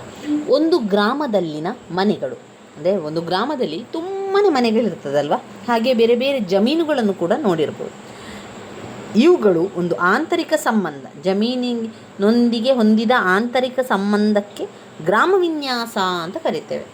ಸರಳ ಭಾಷೆಯಲ್ಲಿ ಹೇಳುವುದಾದರೆ, ಒಂದು ಗ್ರಾಮದಲ್ಲಿ ಮನೆಗಳನ್ನು ಕಟ್ಟಿದ ರೀತಿ, ರೂಪ, ಆಕಾರ ಹಾಗೂ ಮನೆಗಳ ಮತ್ತು ಮನೆ ಹೊಲಗಳ ಮಧ್ಯೆ ಇರುವ ಅಂತರ ಸಾಮೀಪ್ಯಕ್ಕೆ ಗ್ರಾಮ ವಿನ್ಯಾಸ ಅಂತ ಕರೀಬೋದು. ಇದು ಗ್ರಾಮ ಸಮುದಾಯ ಅಲ್ಲ, ಇದು ಗ್ರಾಮ ವಿನ್ಯಾಸ. ಹೇಗೆ ಅದನ್ನು ವಿನ್ಯಾಸಗೊಳಿಸಿದ್ದಾರೆ, ಗ್ರಾಮ ಪ್ರದೇಶಗಳಲ್ಲಿ ಒಂದು ಗ್ರಾಮವನ್ನು ಯಾವ ರೀತಿ ವಿನ್ಯಾಸಗೊಳಿಸಿದ್ದಾರೆ ಎನ್ನುವಂಥದ್ದು ತಿಳಿಯುವುದು ನಾವು ಗ್ರಾಮ ವಿನ್ಯಾಸದ ವ್ಯಾಖ್ಯೆ ಮತ್ತು ಅರ್ಥಗಳನ್ನು ತಿಳಿದಾಗ. ಒಂದು ಗ್ರಾಮದಲ್ಲಿನ ಮನೆಗಳು ಪರಸ್ಪರ ಹಾಗೂ ಗ್ರಾಮದ ಜಮೀನಿನೊಂದಿಗೆ ಹೊಂದಿದ ಆಂತರಿಕ ಸಂಬಂಧಕ್ಕೆ ಗ್ರಾಮ ವಿನ್ಯಾಸ ಅಂತ ಕರೆಯುವರು. ಸರಳ ಭಾಷೆಯಲ್ಲಿ ಹೇಳುವುದಾದರೆ, ಒಂದು ಗ್ರಾಮದಲ್ಲಿ ಮನೆಗಳನ್ನು ಕಟ್ಟಿದ ರೀತಿ, ರೂಪ, ಆಕಾರ ಹಾಗೂ ಮನೆಗಳ ಮತ್ತು ಮನೆ ಹೊಲಗಳ ಮಧ್ಯೆ ಇರುವಂಥ ಸಾಮೀಪ್ಯಕ್ಕೆ ಗ್ರಾಮ ವಿನ್ಯಾಸ ಅಂತ ಕರೆಯುವಂಥದ್ದು. ಗ್ರಾಮ ವಿನ್ಯಾಸ ಅಥವಾ ಗ್ರಾಮಗಳ ಪ್ರಕಾರಗಳೇನು? ಗ್ರಾಮದ ಪ್ರಕಾರಗಳು ಅಂತ ಬಂದಾಗ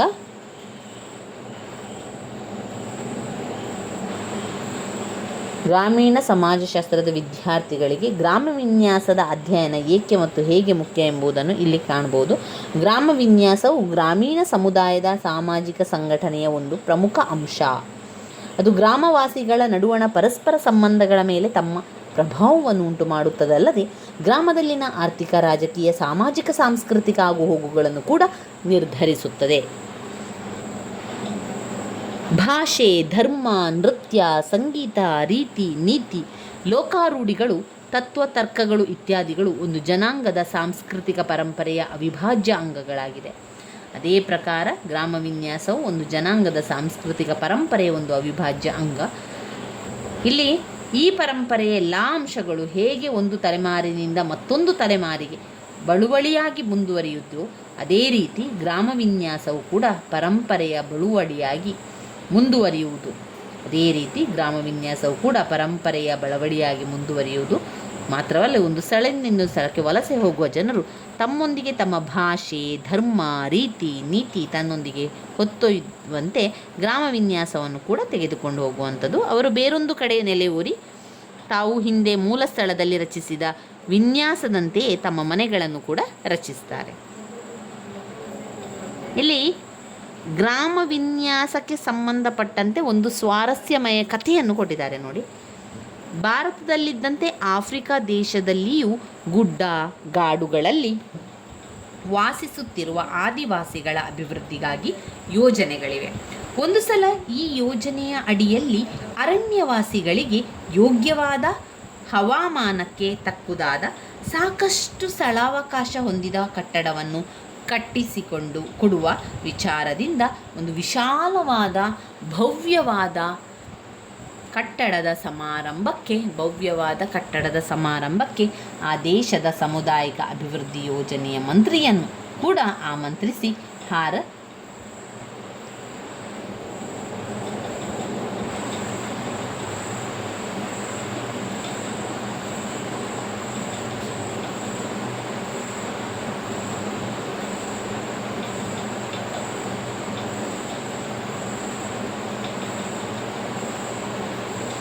ಇಲ್ಲಿ ಅವರು ಒಂದು ಕಥೆಯನ್ನು ಹೇಳಿದ್ದಾರೆ. ಅಲ್ಲಿ ಯಾವ ರೀತಿ ಕಥೆಯನ್ನು ಹೇಳಿದ್ದಾರೆ ಅಂತ ನೋಡುವುದಾದರೆ,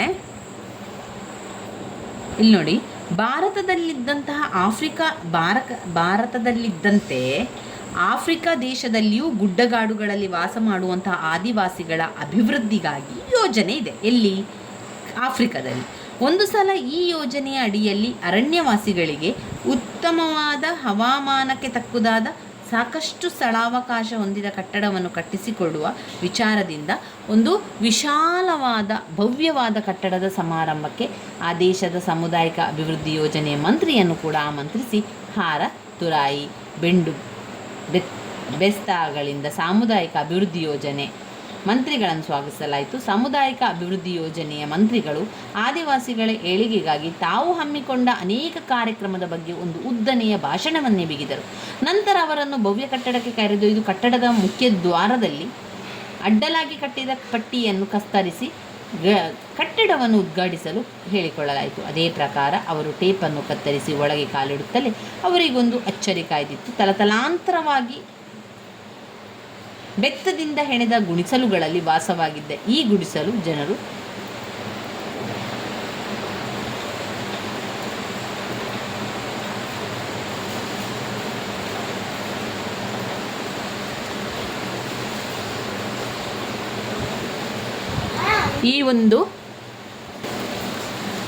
ಇಲ್ಲಿ ಅವರು ಕೊಟ್ಟಿರುವಂತಹ ಕತೆ ಒಂದು ಕಟ್ಟುಕತೆ ಆಗಿರ್ಬೋದು ಅಥವಾ ಒಂದು ವಾಸ್ತವವಾಗಿ ಕೂಡ ಇರ್ಬೋದು. ಆದರೆ ಅದು ಒಂದು ಸತ್ಯವನ್ನು ಹೇಳ್ತದೆ. ಏನು? ನಮ್ಮ ಧರ್ಮ, ನಮ್ಮ ಭಾಷೆ, ನಮ್ಮ ರೀತಿ ನೀತಿಗಳನ್ನು ಬಿಟ್ಟುಕೊಡುವುದು ಎಷ್ಟು ಕಷ್ಟ ಸಾಧ್ಯವೋ ಅದೇ ರೀತಿಯಾಗಿ ಪರಂಪರೆಯಾಗಿ ಬಳುವಳಿಯಾಗಿ ಬಂದಂತಹ ಗ್ರಾಮದ ವಿನ್ಯಾಸವನ್ನು ಕೂಡ ಬಿಟ್ಟುಕೊಡಲು ಅಷ್ಟೇ ಕಷ್ಟ ಸಾಧ್ಯ. ಅನಿವಾರ್ಯ ಸಂದರ್ಭಗಳಲ್ಲಿ ಮಾತ್ರ ಜನರು ಮಾರ್ಪಾಡು ಮಾಡಿಕೊಳ್ಳಬಹುದು, ಇಲ್ಲವೇ ಹಳೆಯದನ್ನು ಬಿಟ್ಟು ಬಿಡಬಹುದು. ಗ್ರಾಮ ವಿಕಾಸ ಹಾಗೂ ಗಿರಿಜನ ಅಭಿವೃದ್ಧಿ ಕಾರ್ಯಗಳಲ್ಲಿ ತೊಡಗಿದ ಸರಕಾರಿ ಹಾಗೂ ಸರ್ಕಾರೇತರ ಸಂಘ ಸಂಸ್ಥೆಗಳಲ್ಲಿ ಕಾರ್ಯನಿರ್ವಹಿಸುವ ಅಧಿಕಾರಿಗಳು ಹಾಗೂ ಇನ್ನಿತರ ಸಿಬ್ಬಂದಿಗೆ ವಿನ್ಯಾಸದ ತಿಳುವಳಿಕೆ ಹಾಗೂ ಅದರ ಮಹತ್ವದ ಅರಿವು ಅತಿ ಅವಶ್ಯ. ಅದರಲ್ಲೂ ಬೃಹತ್ ಅಣೆಕಟ್ಟುಗಳು, ಸೈನ್ಯ ಹಾಗೂ ನೌಕಾಪಡೆಗಳ ನೆಲೆಗಳು, ಅಣುಸ್ಥಾವರಗಳು ಇತ್ಯಾದಿ ಬೃಹತ್ ಯೋಜನೆಗಳಿಂದ ತಮ್ಮ ವಾಸಸ್ಥಳಗಳಿಂದ ಸ್ಥಳಾಂತರಗೊಂಡು ನಿರಾಶ್ರಿತರಾದ ಲಕ್ಷಾಂತರ ಜನರ ಮರು ವಸತಿ ಕಾರ್ಯಗಳಲ್ಲಿ ತೊಡಗಿದ ಅಧಿಕಾರಿಗಳಿಗಂತೂ ಈ ಜ್ಞಾನ ಅತಿ ಅವಶ್ಯಕ. ಭಾರತದಾದ್ಯಂತ ಗ್ರಾಮ ವಿನ್ಯಾಸಗಳಲ್ಲಿ ಕಂಡುಬರುವ ಒಂದು ವೈಶಿಷ್ಟ್ಯ ಅಂತ ಹೇಳಿದರೆ ಮನೆಗಳ ಜಾತಿವಾರು ಹಂಚಿಕೆ. ಈ ಕುರಿತು ಒಂದು ತನ್ನ ಸ್ವಂತ ಅನುಭವ ಅಂತ ಬಂದಾಗ ಇಲ್ಲಿ ಸ್ಮರಿಸಬಹುದು ಅಂತ ಅವರು ಹೇಳ್ತಾ ಇದ್ದಾರೆ. ಬಾಗಲಕೋಟೆ ಜಿಲ್ಲೆಯಲ್ಲಿ ಕೃಷ್ಣಾ ನದಿಗೆ ಅಡ್ಡಲಾಗಿ ಆಲಮಟ್ಟಿ ಅಣೆಕಟ್ಟನ್ನು ನಿರ್ಮಿಸಲಾಯಿತು. ಮನೆ ಮಠಗಳನ್ನು ಕಳೆದುಕೊಂಡ ಸಾವಿರಾರು ನಿರಾಶ್ರಿತ ಕುಟುಂಬಗಳ ಮರುವಸತಿ ಕಾರ್ಯಕ್ರಮದಲ್ಲಿ ಕಂಡುಬರುವ ಸಮಸ್ಯೆಗಳಾಯಿತು. ಅವುಗಳನ್ನು ಪರಿಹರಿಸುವ ಉಪಾಯ ತಂತ್ರಗಳಾವು ಎಂಬುದರ ಅಧ್ಯಯನಕ್ಕೆ ಕರ್ನಾಟಕ ಸರ್ಕಾರವು ಒಂದು ಸಮಿತಿಯನ್ನು ನೇಮಿಸಿತ್ತು. ಆ ಸಮಿತಿಯ ಸದಸ್ಯರಲ್ಲಿ ನಾನೂ ಒಬ್ಬರು ಅಂತ ಅಲ್ಲಿ ಈ ಒಂದು ವಿಚಾರ ತಿಳಿಸಿದವರು ಹೇಳ್ತಾರೆ. ಮರುವಸತಿಯ ವಿಷಯವನ್ನು ಕುರಿತು ಚರ್ಚಿಸಲು ಸಮಿತಿಯ ಸದಸ್ಯರೆಲ್ಲರೂ ಮರುವಸತಿ ಕಾರ್ಯಕ್ರಮದ ಮೇಲಾಧಿಕಾರಿಯಾದ ಒಬ್ಬ ದಕ್ಷ ಹಾಗೂ ಪ್ರಗತಿಪರ ವಿಚಾರಗಳನ್ನು ಹೊಂದಿದ IAS ಅಧಿಕಾರಿಯನ್ನು ಭೇಟಿಯಾದೆವು. ಆ ಅಧಿಕಾರಿ ಹೊಸದಾಗಿ ನಿರ್ಮಿಸಲ್ಪಟ್ಟ ಮರುವಸತಿ ಗ್ರಾಮಗಳನ್ನು ಜಾತ್ಯತೀತತೆಯನ್ನು ಪ್ರೋತ್ಸಾಹಿಸುವ ದೃಷ್ಟಿಯಿಂದ ಗಾಂಧೀಜಿಯವರ ಸರ್ವೋದಯ ಗ್ರಾಮಗಳ ಮಾದರಿಯಲ್ಲಿ ಜಾತಿ ಭೇದವಿಲ್ಲದೆ ಎಲ್ಲ ಜಾತಿಯ ಕುಟುಂಬಗಳು ಸಮ್ಮಿಶ್ರವಾಗಿರಬಹುದೆಂಬುದಂತಹ ಒಂದು ವಿನ್ಯಾಸವನ್ನು ತಯಾರಿಸಿ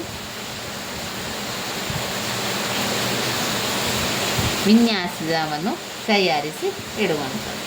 ಇದರಿಂದ ನಮಗೆ ಯಾವ ರೀತಿ ಮಾಡಿಕೊಳ್ಬೋದು ಎನ್ನುವಂಥದ್ದನ್ನು ತಿಳ್ಕೊಳ್ಳಿಕ್ಕೆ ಸಹಾಯ ಆಗ್ತದೆ. ಇನ್ನು ವೆರಿ ಇಂಪಾರ್ಟೆಂಟ್ ಆಗಿರುವಂಥ ಒಂದು ಭಾಗ ಗ್ರಾಮ ವಿನ್ಯಾಸದ ಬಗೆಗಳು. ಅದರ ಅನುಕೂಲತೆಗಳನ್ನು ಕೂಡ ನಾವು ತಿಳ್ಕೊಳ್ಬೇಕು, ಅನಾನುಕೂಲತೆಗಳನ್ನು ಕೂಡ ತಿಳ್ಕೊಳ್ಬೇಕು. ಮೊದಲಿಗೆ ಗ್ರಾಮ ವಿನ್ಯಾಸದ ಬಗೆಗಳನ್ನು ತಿಳ್ಕೊಳ್ಳುವ. ಗ್ರಾಮ ವಿನ್ಯಾಸದ ಬಗೆಗಳಲ್ಲಿ ಪ್ರಮುಖವಾಗಿ 3 ಪ್ರಕಾರದ ಗ್ರಾಮ ವಿನ್ಯಾಸದ ಬಗೆಗಳನ್ನು ಕಾಣ್ಬೋದು. ಯಾವುದೆಲ್ಲ? 1 ಗುಂಪು ಮನೆಯ ಗ್ರಾಮಗಳು, 2 ಚದುರಿದ ಮನೆಯ ಗ್ರಾಮಗಳು, 3 ಸಾಲು ಮನೆಗಳ ಗ್ರಾಮಗಳು. ಗುಂಪು ಮನೆಯ ಗ್ರಾಮಗಳು ಗುಂಪಿನಲ್ಲಿರುವಂಥ ರೀತಿಯಲ್ಲಿ ಇರುವಂಥ ಮನೆಗಳು, ಚದುರಿದ ಮನೆಗಳು ಅಲ್ಲಲ್ಲಿ ದೂರದಲ್ಲಿರುವ ಮನೆಗಳು, ಸಾಲು ಮನೆಗಳು ಸಾಲಾಗಿರುವಂಥ ಮನೆಗಳು ಅಂತ ನಮ್ಮ ಅರ್ಥ ಬರ್ತದೆ. ಈಗ ಮೊದಲನೇದಾಗಿ ಗುಂಪು ಮನೆಯ ಗ್ರಾಮಗಳನ್ನು ತಿಳಿತಾ ಗುಂಪು ಮನೆಯ ಗ್ರಾಮಗಳ ಅನುಕೂಲತೆಗಳನ್ನು ತಿಳಿಬೇಕು, ಅನಾನುಕೂಲತೆಗಳನ್ನು ಕೂಡ ತಿಳ್ಕೊಳ್ಬೇಕು. ಕೆಲವೊಮ್ಮೆ ಅವರು 5 ಅಂಕದ ಪ್ರಶ್ನೆಯಾಗಿ ಆ ರೀತಿಯಾಗಿ ಕೇಳ್ತಾರೆ, ಗುಂಪು ಮನೆಯ ಗ್ರಾಮದ ಅನುಕೂಲ ಮತ್ತು ಅನಾನುಕೂಲತೆಯನ್ನು ತಿಳಿಸಿ, ಅಥವಾ ಚದುರಿದ ಮನೆ ಗ್ರಾಮ ಎಂದರೇನು, ಚದುರಿದ ಮನೆಯ ಗ್ರಾಮದ ಅನುಕೂಲತೆ ಮತ್ತು ಅನಾನುಕೂಲತೆಯನ್ನು ತಿಳಿಸಿ, ಸಾಲು ಮನೆಯ ಗ್ರಾಮಗಳು ಎಂದರೇನು, ಸಾಲು ಮನೆಯ ಗ್ರಾಮದ ಅನುಕೂಲತೆ ಮತ್ತು ಅನಾನುಕೂಲತೆಗಳನ್ನು ತಿಳಿಸಿ ಅಂತ ಕೇಳ್ತಾರೆ. ಆವಾಗ ನಾವು ಏನು ಬರಿಬೇಕು? ಗುಂಪು ಮನೆಗಳ ಗ್ರಾಮಗಳು ಮೇಲ್ ಕಾಣಿಸಿದ ಈ ಒಂದು ಪ್ರಕಾರಗಳು, ಅಂದರೆ ಗುಂಪು ಮನೆಯ ಗ್ರಾಮಗಳು, ಚದುರಿದ ಮನೆಯ ಗ್ರಾಮಗಳು, ಸಾಲು ಮರದ ಗ್ರಾಮಗಳು. ಅವುಗಳಲ್ಲಿ ಗುಂಪು ಮನೆಯ ಗ್ರಾಮಗಳು ಅತಿ ಪ್ರಾಚೀನವಾದ ಒಂದು ಸಮುದಾಯ ಗ್ರಾಮಗಳೆನ್ನಬಹುದು. ತಜ್ಞರ ಪ್ರಕಾರ ಅಲೆಮಾರಿ ಜೀವನವನ್ನು ಸಾಗಿಸುತ್ತಿದ್ದ ಆದಿಮಾನವರು ಭೂ ಸಾಗುವಳಿಯನ್ನು ಆರಂಭಿಸಿ ನೆಲೆಯೂರಿದ ಜೀವನವನ್ನು ಪ್ರಾರಂಭಿಸಿದಾಗ ಮೊಟ್ಟ ಮೊದಲಿಗೆ ಅಸ್ತಿತ್ವಕ್ಕೆ ಬಂದದ್ದು ಈ ಗ್ರಾಮ. ಗುಂಪು ಮನೆಯ ಗ್ರಾಮಗಳು ಅಸ್ತಿತ್ವಕ್ಕೆ ಬಂದಿರುವಂಥದ್ದು. ಅಂದರೆ ಅಷ್ಟರ ತನಕ ಅವರು ಅಲೆಮಾರಿ ಜೀವನದಲ್ಲಿದ್ದರು, ಒಂದು ಕಡೆಯಿಂದ ಇನ್ನೊಂದು ಕಡೆಗೆ ಜೀವನವನ್ನು ಸಾಗಿಸ್ತಾ ಇದ್ದವರು. ನಂತರ ಅವರು ಒಂದು ಕಡೆ ನೆಲೆ ಊರಿ ಒಂದೇ ಕಡೆ ವಾಸಿಸಲಿಕ್ಕೆ ಆರಂಭ ಮಾಡಿದರು. ಯಾವಾಗ? ಅವತ್ತಿನಿಂದ ಅದು ಗುಂಪು ಮನೆಯ ಗ್ರಾಮಗಳಾಗಿ ಪರಿವರ್ತನೆ ಆಗ್ತದೆ. ಅನಂತರ ಏನಾಗ್ತದೆ ಅಂತ ಹೇಳಿದರೆ, ಈ ಮಾನವನ ಬೌದ್ಧ ಸಂಸ್ಕೃತಿ ಪ್ರಗತಿಯಾದಂತೆ ಆತ ಹೊಸ ಹಾಗೂ ಹೆಚ್ಚಿನ ಸಾಮರ್ಥ್ಯವುಳ್ಳ ಉಪಕರಣಗಳಲ್ಲಿ ಶೋಧಿಸಿ ಅವುಗಳ ಸಹಾಯದಿಂದ ನಿಸರ್ಗದ ಅಂಧಶಕ್ತಿಗಳನ್ನು ತನ್ನ ನಿಯಂತ್ರಣಕ್ಕೆ ತಂದಂತೆ ಇನ್ನುಳಿದ ಪ್ರಕಾರದ ಗ್ರಾಮಗಳು ಅಸ್ತಿತ್ವಕ್ಕೆ ಬರುವಂತಾಯಿತು. ಈ ಮೊದಲೇ ನಾವು ಚರ್ಚಿಸಿದಂತೆ ಗುಂಪು ಮನೆಯ ಗ್ರಾಮಗಳು ಪ್ರಪ್ರಥಮವಾಗಿ ಅಸ್ತಿತ್ವಕ್ಕೆ ಬರಲು ಅನಿವಾರ್ಯ ಕಾರಣಗಳು ಕೂಡ ಇದ್ದವು. ಹಿಂದಿನ ಎಲ್ಲ ಹಂತಗಳಲ್ಲಿ, ಅಂದರೆ ಆಹಾರ ಸಂಗ್ರಹಣ ಅಂತ ಇರ್ಬೋದು, ಬೇಟೆಯಾಡುವ ಹಂತ, ಹುಲ್ಲುಗಾವಲು ಹಾಗೂ ಬೂದಿ ಸಾಗುವಳಿ ಹಂತಗಳಲ್ಲಿ ಅಲೆಮಾರಿಗಳಾದ ಆದಿಮಾನವರು ಎಲ್ಲ ಕೆಲಸ ಕಾರ್ಯಗಳನ್ನು ಒಟ್ಟಾಗಿ ಸಾಮೂಹಿಕವಾಗಿ ಕೈಗೊಳ್ಳುವುದು ಅನಿವಾರ್ಯವಾದಂತೆ ಭೂ ಸಾಗುವಳಿಯನ್ನು ಕೂಡ ಒಟ್ಟಾಗಿ ಸಾಮೂಹಿಕವಾಗಿ ಮಾಡದೆ ಬೇರೆ ಯಾವುದೇ ಮಾರ್ಗ ಅವರಿಗೆ ಇರಲಿಲ್ಲ. ಹೀಗಾಗಿ ಅವರುಗಳು ತಾವು ಸಾಗುವಳಿ ಮಾಡುವ ಜಮೀನಿನ ಆಜುಬಾಜಿನ ನಿರ್ದಿಷ್ಟ ಪ್ರದೇಶದಲ್ಲಿ ತಮ್ಮ ಮನೆಗಳನ್ನು ಕಟ್ಟಿಕೊಂಡು ಸಾಮೂಹಿಕವಾಗಿ ವಾಸಿಸತೊಡಗಿದ್ದು. ಇದು ಗುಂಪು ಮನೆಯ ಗ್ರಾಮಗಳು ಅಸ್ತಿತ್ವಕ್ಕೆ ಬಂದ ರೀತಿ. ಅಲೆಮಾರಿಗಳಾಗಿ ಜೀವನ ನಡೆಸುತ್ತಿದ್ದ ಆದಿಮಾನವರು ರಕ್ತ ಸಂಬಂಧಗಳಿಂದ ಸಂಬಂಧಿಸಲ್ಪಟ್ಟ ಕುಲಗೋತ್ರಗಳಿಂದಾಗಿಯೇ ಗುಂಪು ಮನೆ ಗ್ರಾಮಗಳು ಅಸ್ತಿತ್ವಕ್ಕೆ ಬರಲು ಕಾರಣ ಆಯಿತು. ಆಗಿನ ಕಾಲದಲ್ಲಿ ನಾವು ನೋಡಿದರೆ ಈ ರಕ್ತ ಸಂಬಂಧಗಳ ಒಂದು ಪಾತ್ರ ಏನಿದೆ ಅದು ಪ್ರಮುಖವಾಗಿ ನಮಗೆ ಇಲ್ಲಿ ಗೋಚರಿಸ್ತದೆ. ಅವು ಯಾವುವು ಅಂತ ಹೇಳಿದರೆ, ಅತೀ ಹಿಂದೆ ಪುರಾತನವಾದಂತಹ ಆ ಕಾಲದಲ್ಲಿ 2 ಸಂಬಂಧಗಳು ಗುರುತಿಸಿದ್ದವು. ಆ ಒಂದು ಸಂಬಂಧ ಅಂತ ಹೇಳಿದರೆ ರಕ್ತ ಸಂಬಂಧಿಗಳು ಅಥವಾ ವೈರಿಗಳು. ಸಂಬಂಧಿಯನ್ನು ರಕ್ಷಿಸು, ವೈರಿಯನ್ನು ವಧಿಸು ಎನ್ನುವುದು ಆಗಿನ ಕಾಲದ ಧ್ಯೇಯ ವಾಕ್ಯವಾಗಿತ್ತು. ಆದ್ದರಿಂದಲೇ ಆಗಿನ ಕಾಲದಲ್ಲಿ ರಕ್ತವೇ ಎಲ್ಲ ಸಮೂಹಗಳ ತಳಹದಿಯಾಗಿತ್ತು. ಮುಂದೆ ಕಾಲ ಹೋದಂತೆ ಏನಾಗ್ತದೆ, ಈ ರಕ್ತಕ್ಕಿದ್ದ ತಳಹದಿಯ ಸ್ಥಾನ ಭೂಮಿ ಆಕ್ರಮಿಸುತ್ತದೆ. ಗುಂಪು ಮನೆಯ ಗ್ರಾಮಗಳು ಪ್ರಪ್ರಥಮವಾಗಿ ಅಸ್ತಿತ್ವಕ್ಕೆ ಬರಲು ಮೂರನೇ ಕಾರಣ ಅಂತ ಹೇಳಿದರೆ ಮಾನವರು ಹೊಸದಾಗಿ ಕಂಡುಹಿಡಿದ ಭೂ ಸಾಗುವಳಿ ಉದ್ಯೋಗ ವ್ಯವಸಾಯ. ಅದೇ ತಾನೇ ಹೊಸದಾಗಿ ಕಂಡುಹಿಡಿದ ಭೂ ಸಾಗುವಳಿಯನ್ನು ಮುಂದುವರಿಕೊಂಡು ಹೋಗುವುದು ಸಾಮಾನ್ಯ ಕೆಲಸವಾಗಿರಲಿಲ್ಲ. ಭೂಮಿಯನ್ನು ಹದಗೊಳಿಸುವುದು, ಉತ್ತುವುದು, ಬಿತ್ತುವುದು, ಬೀಜನೆ ಬಿತ್ತುವುದು, ಬೆಳೆಗಳನ್ನು ಕಾಯುವ, ಪೈರನ್ನು ಕೊಯ್ದು ರಾಶಿ ಮಾಡಿ ಸಂಗ್ರಹಿಸುವ ಕಾರ್ಯಗಳಿಗೆ ಅತೀ ಅವಶ್ಯಕ ಆಯಿತು. ಸೂಕ್ತ ಉಪಕರಣಗಳಿರಲಿಲ್ಲ. ಹೀಗಾಗಿ ಒಂದು ಸ್ಥಳದಲ್ಲಿ ನೆಲೆಯೂರಿ ನಿಂತು ಎಲ್ಲರಿಗೂ ಕೈಗೂಡಿ ಸಾಮೂಹಿಕವಾಗಿ ಕಾರ್ಯನಿರ್ವಹಿಸಿದರೆ ಮಾತ್ರ ಸಾಗುವಳಿಯನ್ನು ಮಾಡಬಹುದಿತ್ತು. ಆದ್ದರಿಂದ ಎಲ್ಲರೂ ಗುಂಪಾಗಿ ಒಂದೇ ಸ್ಥಳದಲ್ಲಿ ವಾಸಿಸತೊಡಗಿದರು.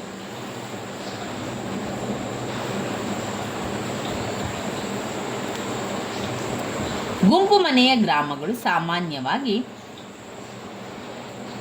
ಮಧ್ಯ ವರ್ತುಲದಲ್ಲಿ, ಅಂದರೆ ಈ ಒಂದು ಚಿತ್ರದಲ್ಲಿ ತಿಳಿಸುವಂತೆ ಅವರು ಗುಂಪು ಮನೆಯ ಗ್ರಾಮದಲ್ಲಿ ಇರ್ತಾರೆ. ಜಗತ್ತಿನ ವಿವಿಧ ಭಾಗಗಳಲ್ಲಿ 3 ವಿಧಗಳಲ್ಲಿ ಅದನ್ನು ರಚಿಸಲ್ಪಟ್ಟಿರುತ್ತದೆ. ಈ 3 ಪ್ರಕಾರಗಳೆಂದರೆ ದುಂಡಾಕಾರ, ಚೌಕಾಕಾರ, ಲಂಬಾಕಾರ. ದುಂಡಾಕಾರದ ಮನೆಗಳುಳ್ಳ ಗ್ರಾಮಗಳು ಜರ್ಮನಿ, ಆಫ್ರಿಕಾದಲ್ಲಿ, ಲಂಬಾಕಾರದ ಮನೆಗಳುಳ್ಳ ಗ್ರಾಮಗಳು ಫ್ರಾನ್ಸ್ ಹಾಗೂ ಚೌಕಾಕಾರದ ಮನೆಗಳುಳ್ಳ ಗ್ರಾಮಗಳು ಭಾರತ, ಮೆಕ್ಸಿಕೋ, ಸ್ಪೇನ್ ಇನ್ನಿತರ ದೇಶಗಳಲ್ಲಿ ಕಾಣಬಹುದು. ಅನುಕೂಲತೆ ಮತ್ತು ಅನಾನುಕೂಲತೆಗಳನ್ನು ನೋಡಿದರೆ ಗುಂಪು ಮನೆಯ ಗ್ರಾಮಗಳು ತಮ್ಮದೇ ಆದ ಅನುಕೂಲತೆಗಳನ್ನು ಹಾಗೂ ಅನಾನುಕೂಲತೆಗಳನ್ನು ಹೊಂದಿದೆ.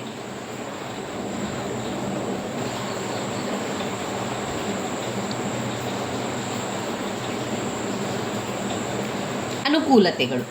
ಸಮಾಜಶಾಸ್ತ್ರದ ದೃಷ್ಟಿಯಿಂದ ಈ ಗ್ರಾಮಗಳ ಅತಿ ಮುಖ್ಯ ಅನುಕೂಲತೆ ಅಂತ ಹೇಳಿದರೆ ಅಂದರೆ ಅಲ್ಲಿ ಕಂಡುಬರುವ ನಾವು ನಮ್ಮವರು ಎಂಬುವಂತಹ ಭಾವನೆ. ನಾವು ನಮ್ಮವರು ಎಂಬ ಭಾವನೆ. ಜನರು ತಲೆಮಾರುಗಳ ಕಾಲ ಒಂದೇ ಸ್ಥಳದಲ್ಲಿ ಮಗ್ಗುಲಾಗಿ ಅಕ್ಕಪಕ್ಕವಾಗಿ ವಾಸಿಸೋದ್ರಿಂದ ನಾವು ನಮ್ಮವರು ಎನ್ನುವಂತಹ ಬಾಂಧವ್ಯ ಗುಂಪು ಮನೆಯ ಗ್ರಾಮಗಳಲ್ಲಿ ಇರ್ತದೆ. ಗುಂಪು ಮನೆಯ ಗ್ರಾಮಗಳಲ್ಲಿ ಕಾಣ್ಬೋದು. ಎರಡನೆಯ ಅನುಕೂಲತೆಗಳು ವೈರಿಗಳ ದಾಳಿಗಳೆಂದು ರಕ್ಷಿಸಿಕೊಳ್ಬೋದು. ನರಭಕ್ಷಕ ಕಾಡು ಮೃಗಗಳ ಕಾಟದಿಂದ ಸಂರಕ್ಷಣೆಯನ್ನು ಪಡೆಯಲು ಸಾಧ್ಯ ಆಗ್ತದೆ. ಇಲ್ಲಿ ಅತಿವೃಷ್ಟಿ, ಮಹಾಪೂರ, ಬಿರುಗಾಳಿ, ಬೆಂಕಿ ಮುಂತಾದ ನೈಸರ್ಗಿಕ ವಿಕೋಪಗಳು ಜರುಗಿದಾಗಲೂ ಕೂಡ ಒಬ್ಬರಿಗೊಬ್ಬರು ಸಹಾಯ ಹಸ್ತವನ್ನು ನೀಡ್ತಾರೆ. ಗುಂಪು ಮನೆಯ ಗ್ರಾಮಗಳಲ್ಲಿ ಆರ್ಥಿಕ ಸ್ವರೂಪದ ಕೆಲವೊಂದು ಪ್ರಮುಖ ಅನುಕೂಲತೆಗಳಿವೆ. ಆ ಗ್ರಾಮದ ಮಕ್ಕಳ ವಿದ್ಯಾರ್ಜನೆಯ ಕಾರ್ಯವನ್ನು ಪೂರೈಸಲು ಒಂದು ಶಾಲೆ, ಆ ಗ್ರಾಮದ ಜನರ ಆರೋಗ್ಯ ರಕ್ಷಣೆಯನ್ನು ಮಾಡಲು ಒಂದು ಆಸ್ಪತ್ರೆ, ಗ್ರಾಮದ ಕಾಯ್ದೆ ಕಾನೂನಿನ ವ್ಯವಸ್ಥೆ ಮಾಡಲು ಒಂದು ಪೊಲೀಸ್ ಠಾಣೆ, ಅಂಚೆಗೆ ಸಂಬಂಧಿಸಿದ ಕಾರ್ಯಗಳನ್ನು ಪೂರೈಸಲು ಒಂದು ಅಂಚೆ ಕಚೇರಿ, ಸಹಕಾರಿ ಕಾರ್ಯಗಳನ್ನು ಪೂರೈಸಲು ಒಂದು ಸರಕಾರಿ ಸಂಘ. ಹೀಗೆ ಗ್ರಾಮಸ್ಥರ ವಿವಿಧ ಅಗತ್ಯಗಳನ್ನು ಪೂರೈಸಲು ಒಂದೊಂದು ಸಂಘ ಸಂಸ್ಥೆಗಳಿದ್ದರೆ ಸಾಕು. ಮನೋವಿಜ್ಞಾನಿಗಳ ಪ್ರಕಾರ ಗುಂಪು ಮನೆಯ ಗ್ರಾಮಗಳಲ್ಲಿ ಹುಟ್ಟಿ ಬೆಳೆದ ಜನರಲ್ಲಿ ಮಾನವೀಯತೆಯ ತಿರುಳಿನ ಗುಣಗಳಾದ ಪರಸ್ಪರ ಪ್ರೀತಿ, ದಯೆ, ಕರುಣೆ, ಅನುಕಂಪ ಇತ್ಯಾದಿಗಳನ್ನು ಕಾಣಬಹುದು. ಈ ಗ್ರಾಮಗಳಲ್ಲಿನ ಮಕ್ಕಳ ಸಾಮಾಜೀಕರಣ ಪ್ರಕ್ರಿಯೆಯಲ್ಲಿ ಮಾನವೀಯತೆಯ ಗುಣಗಳು ಅಂಕುರಿಸಿ ವೃದ್ಧಿಗೊಳ್ಳಲು ಅನುಕೂಲವಾಗಿದೆ.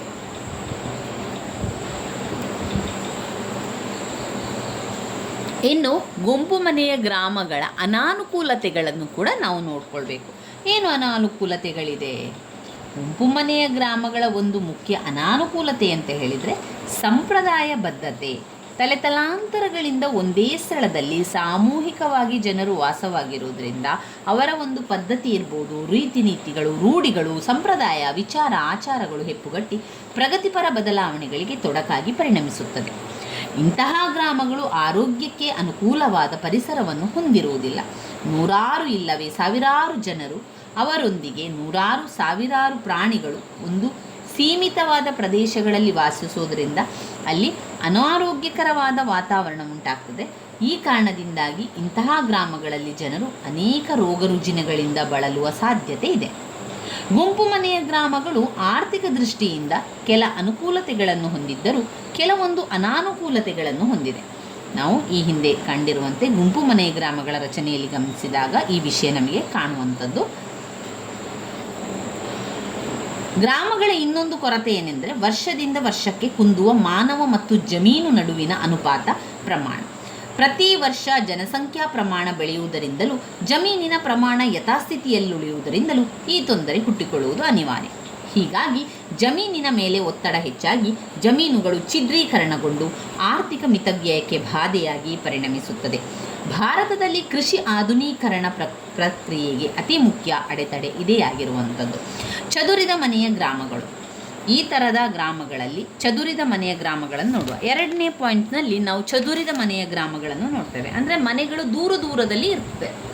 ಮನೆಗಳು ಇರುವಂಥದ್ದು ಏನಾಗಿರ್ತದೆ? ದೂರ ದೂರಗಳಲ್ಲಿ ಮನೆಗಳು ಇರುವಂಥದ್ದು. ಈ ಥರದ ಗ್ರಾಮಗಳಲ್ಲಿ ವಾಸಿಸುವ ಜನರು ಮನೆಗಳನ್ನು ಗುಂಪು ಗುಂಪಾಗಿ ಕಟ್ಟಿಕೊಳ್ಳದೆ ತಾವು ಸಾಗುವಳಿ ಮಾಡುವ ಜಮೀನಿನ ಮಧ್ಯದಲ್ಲಾಗಲಿ ಅಥವಾ ಅದರ ಹತ್ತಿರದಲ್ಲಾಗಲಿ ಮಗ್ಗಲಿನಲ್ಲಾಗಲಿ ಕಟ್ಟಿಕೊಂಡು ವಾಸ ಮಾಡ್ತಾರೆ. ಹೀಗಾಗಿ ಇಂತಹ ಗ್ರಾಮಗಳಿಗೆ ಏನು ಹೇಳ್ತೇವೆ? ಚದುರಿದ ಮನೆಗಳುಳ್ಳ ಗ್ರಾಮಗಳು ಅಂತಲೇ ಕರೆಯುವಂಥದ್ದು. ಹೊಲ ಮನೆಗಳಿಂದಲೂ ಕೂಡ ಕರಿಬೋದು. ಚದುರಿದ ಗ್ರಾಮಗಳು 17ನೇ ಶತಮಾನದ ಮುಂಚಿನ ಅವಧಿಯಲ್ಲಿನ ಅಮೇರಿಕಾದ ಬಳುವಳಿಯಾಗಿದೆ.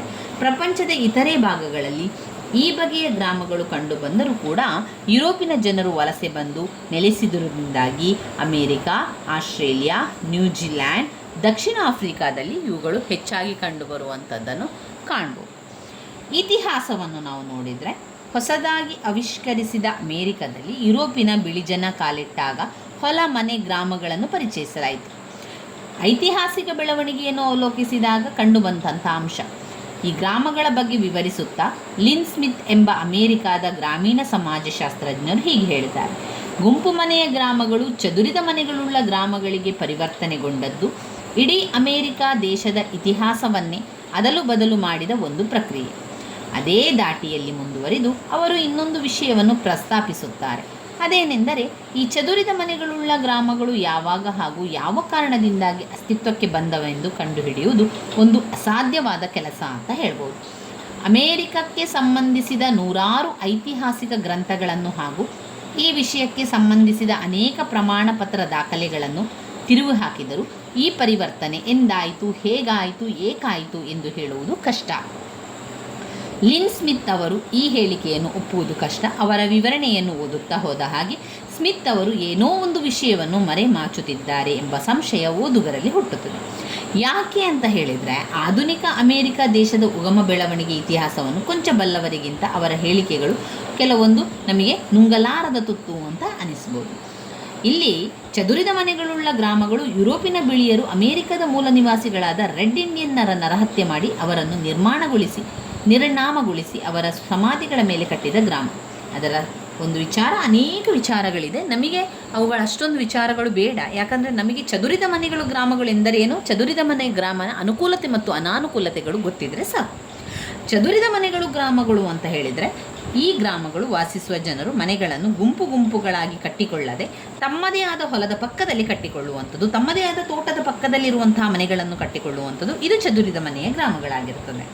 ಸಾಗುವಳಿ ಮಾಡುವಂತಹ ಭೂಮಿಯ ಪಕ್ಕದಲ್ಲಿ ಅವರ ಮನೆಗಳಿರುವಂಥದ್ದು, ಇದು ಚದುರಿದ ಮನೆಯ ಗ್ರಾಮಗಳು.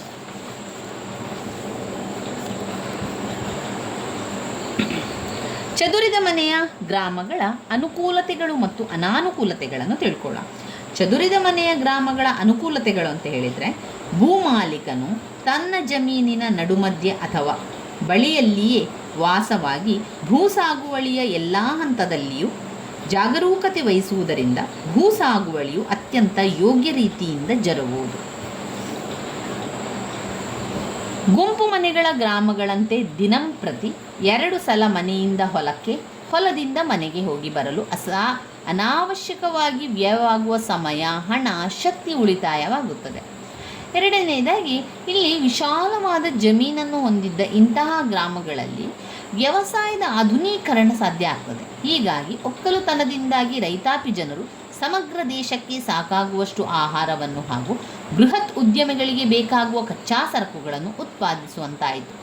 ಇದರಿಂದಾಗಿ ವ್ಯವಸಾಯವು ಲಾಭದಾಯಕ ವೃತ್ತಿಯಾಗಿ ಆಹಾರದ ಅಭಾವಗತ ವಿಷಯವಾಗಿದೆ. ವ್ಯವಸಾಯದಲ್ಲಿನ ಯಾಂತ್ರೀಕರಣದಿಂದ ಭೂಮಿಯ ಮೇಲಿನ ಜನಸಂಖ್ಯಾ ಒತ್ತಡವು ಕಡಿಮೆಯಾಯಿತು.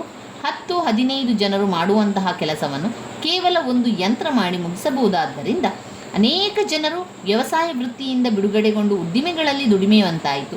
ಹೀಗೆ ವ್ಯವಸಾಯ ಹಾಗೂ ಉದ್ದಿಮೆಗಳು ಸರಿಸಾಟಿಯಾಗಿ ಬೆಳೆಯುವಂತಾಯಿತು. ಇನ್ನು ಗ್ರಾಮ ಸಮುದಾಯದ ಇನ್ನು ಬರುವಂಥ ಚದುರಿದ ಗ್ರಾಮಗಳಲ್ಲಿ ಭೂಮಿಯ ಮೇಲೆ ಜನಸಂಖ್ಯಾ ಒತ್ತಡವಿಲ್ಲದೆ ಇರುವುದರಿಂದ ಜಮೀನಿನ ಛಿದ್ರೀಕರಣ ಪ್ರಮೇಯ ಇರದು. ಗುಂಪು ಮನೆ ಗ್ರಾಮಗಳಲ್ಲಿ ಕಂಡುಬರುವ ಅನಾರೋಗ್ಯಕರ ಪರಿಸರ ಹಾಗೂ ವಾತಾವರಣ ಇಂತಹ ಕ್ರಮಗಳಲ್ಲಿ ಕಾಣಬಹುದು. ಈ ಗ್ರಾಮಗಳಲ್ಲಿ ಮಾನವರು ಒತ್ತಡವಿಲ್ಲದ, ಅಂಟು ರೋಗಕ್ಕೆ ಆಸ್ಪದವಿಲ್ಲದ, ಅತೀ ಹಿತಕರವಾದ ಆರೋಗ್ಯಕರ ವಾತಾವರಣದಲ್ಲಿ ನೇಮಿಸುತ್ತಾರೆ. ಚದುರಿದ ಮನೆಗಳುಳ್ಳ ಗ್ರಾಮಗಳಲ್ಲಿ ಹುಟ್ಟಿ ಬೆಳೆದ ಮಾನವರು ಧೈರ್ಯಶಾಲಿಯು, ಸಾಹಸಿಗಳು, ಮುನ್ನುಗ್ಗುವ ಪ್ರವೃತ್ತಿ ಉಳ್ಳವರಾಗಿರುತ್ತಾರೆ.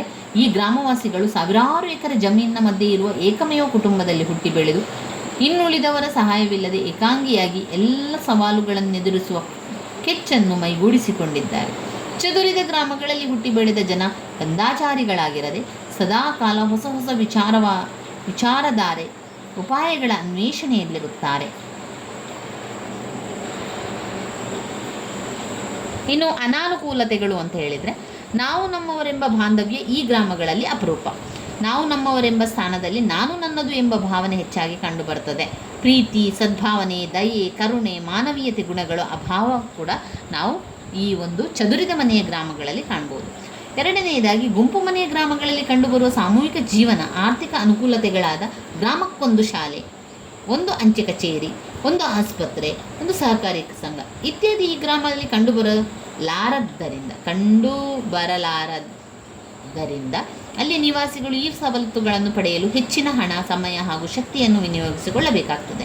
ಸಾಂಸ್ಕೃತಿಕ ಇತಿಹಾಸಗಾರರು ಹೇಳುವ ಪ್ರಕಾರ ಇಂತಹ ಗ್ರಾಮಗಳಲ್ಲಿ ತಾಯಿಗೆ ಕಾನೂನು ಹಾಗೂ ಸುವ್ಯವಸ್ಥೆಯನ್ನು ಕಾಪಾಡುವುದು ಕಷ್ಟ ಸಾಧ್ಯವಾದ ವಿಷಯ.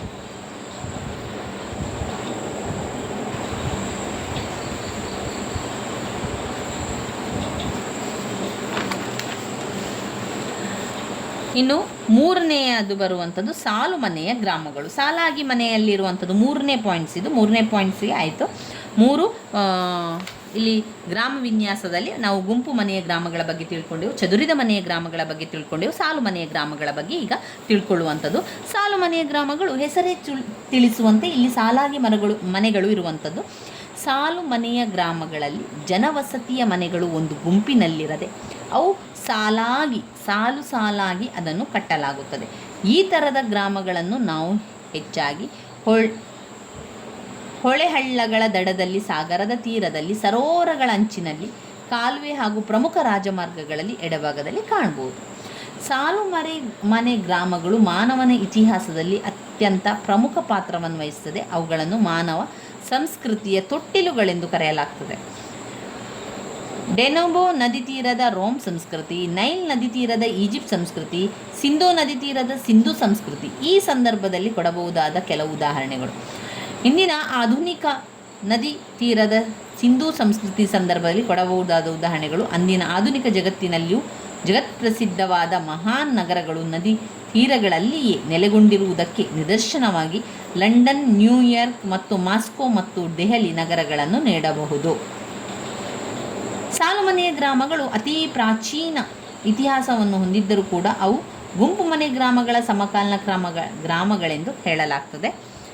ಗುಂಪು ಮನೆಯ ಗ್ರಾಮಗಳ ಅಸ್ತಿತ್ವಕ್ಕೆ ಬಂದು ತುಸು ಕಾಲದ ನಂತರ ಅವು ಬೆಳೆದು ಬಂದವೆನ್ನಬಹುದು. ಈ ಬಗೆಯ ಗ್ರಾಮಗಳು ಹೆಚ್ಚಾಗಿ ಫ್ರಾನ್ಸ್ನಲ್ಲಿ ಕಂಡುಬರುವುದು ಅವಲೋಕಿಸ್ತಾರೆ. ಸಾಲು ಮನೆ ಗ್ರಾಮಗಳು ಹೆಚ್ಚಾಗಿ ನದಿ, ಹಳ್ಳ, ಕೊಳ್ಳ, ಸರೋವರ, ಸಮುದ್ರ ಇತ್ಯಾದಿ ಅಂಚಿನಲ್ಲಿರುವಂತಹ ಮನೆಗಳಾಗಿರುತ್ತದೆ. ಇದನ್ನು ಅವಲೋಕಿಸಿದಾಗ ಮುಖ್ಯ ಕಾರಣ ಏನು ಅಂತ ಬಂದಾಗ ಒಂದು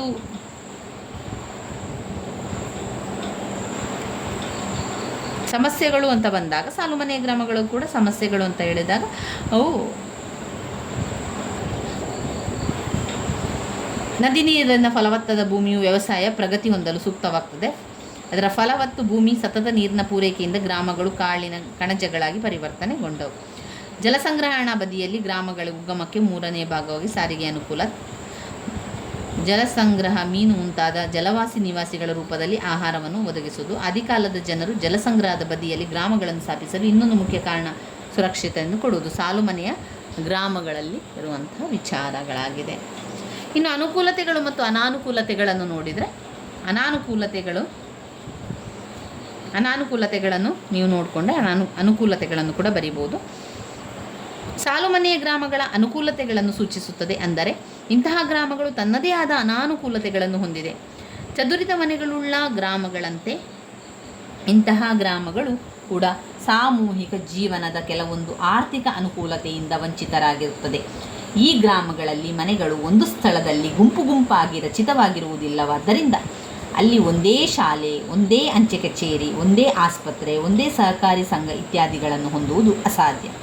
ಆದ್ದರಿಂದ ಇಂತಹ ಗ್ರಾಮಸ್ಥರು ಈ ಎಲ್ಲ ಸೌಕರ್ಯಗಳನ್ನು ಪಡೆಯುವಲ್ಲಿ ಅಪಾರ ಸಮಯ, ಹಣ ಮತ್ತು ಶಕ್ತಿಯನ್ನು ಉಪಯೋಗಿಸಬೇಕಾಗ್ತದೆ. ಕೆಲವೊಂದು ಸಲ ಅವರ ಜೀವನದ ಮೂಲಾಧಾರವಾದ ಜಲ ಸಂಗ್ರಹಣೆ ಅವರಿಗೆ ಹುತ್ತಾಗಿ ಸಾವಾಗಿ ಪರಿಣಮಿಸುವ ಪ್ರಸಂಗಗಳು ಕೂಡ ಬರ್ತದೆ. ಮಹಾಪೂರ, ಸುಂಟರ ಗಾಳಿ ಕೆಲವೊಂದು ಸಲ ಈ ಗ್ರಾಮವನ್ನು ನಾಶ ಮಾಡಿ ಅಲ್ಲಿನ ಜನರನ್ನು ಅತೀವ ಸಂಕಟಕ್ಕೆ ಒಳಪಡಿಸಿತ್ತು.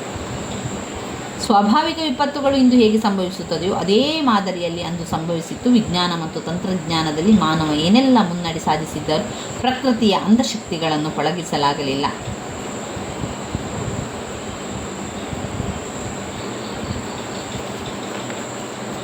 ಇವಿಷ್ಟು ನಮಗೆ ಗ್ರಾಮದ ವಿನ್ಯಾಸಗಳನ್ನು ತಿಳಿಸ್ತದೆ. ನಾವು ಮುಂದಿನ ವಿಡಿಯೋದಲ್ಲಿ ಗ್ರಾಮೀಣ ಸಮಾಜದ ಗುಣಲಕ್ಷಣಗಳು, ಗ್ರಾಮ ಮತ್ತು ನಗರಗಳ ನಡುವಿನ ವ್ಯತ್ಯಾಸಗಳನ್ನೆಲ್ಲ ತಿಳ್ಕೊಳ್ಬೇಕು. ಗ್ರಾಮ ನಗರಗಳ ಪರಸ್ಪರ ಅವಲಂಬನೆ ವೆರಿ ಇಂಪಾರ್ಟೆಂಟ್ ಆಗಿರುವಂಥ ಒಂದು ಘಟಕ 3. ಘಟಕ 3 ಅಲ್ಲ, ಘಟಕ 4. ಘಟಕ 3 ಕೂಡ ಇಂಪಾರ್ಟೆಂಟ್ ಆಗಿರುವಂಥದ್ದು. ಘಟಕ 3 ಮತ್ತು ಘಟಕ 4 ಅಂತಲೇ ಹೇಳ್ಬೋದು. ತುಂಬಾ ಮುಖ್ಯವಾಗಿರುವಂತಹ ಪ್ರಶ್ನೆ. ಇವುಗಳಲ್ಲಿ ಪ್ರಶ್ನೆಗಳು ಬಂದೇ ಬರುವಂಥ ಪ್ರಶ್ನೆ ಅಂತಲೇ ನಾವು ತಿಳ್ಕೊಳ್ಬೋದು. ಘಟಕ 4 ಮತ್ತು ಘಟಕ 3ರಲ್ಲಿರುವಂಥದ್ದು. ಈಗ ನಾವು ಮುಂದಿನ ವಿಡಿಯೋದಲ್ಲಿ ಗ್ರಾಮೀಣ ಸಮಾಜದ ಗುಣಲಕ್ಷಣಗಳ ಬಗ್ಗೆ ತಿಳ್ಕೊಳ್ಳುವ. ಈಗ ಸಂಪೂರ್ಣವಾಗಿ ಘಟಕ 3ರಲ್ಲಿ ಬಂದಿರುವಂಥ ವಿಚಾರಗಳನ್ನೆಲ್ಲ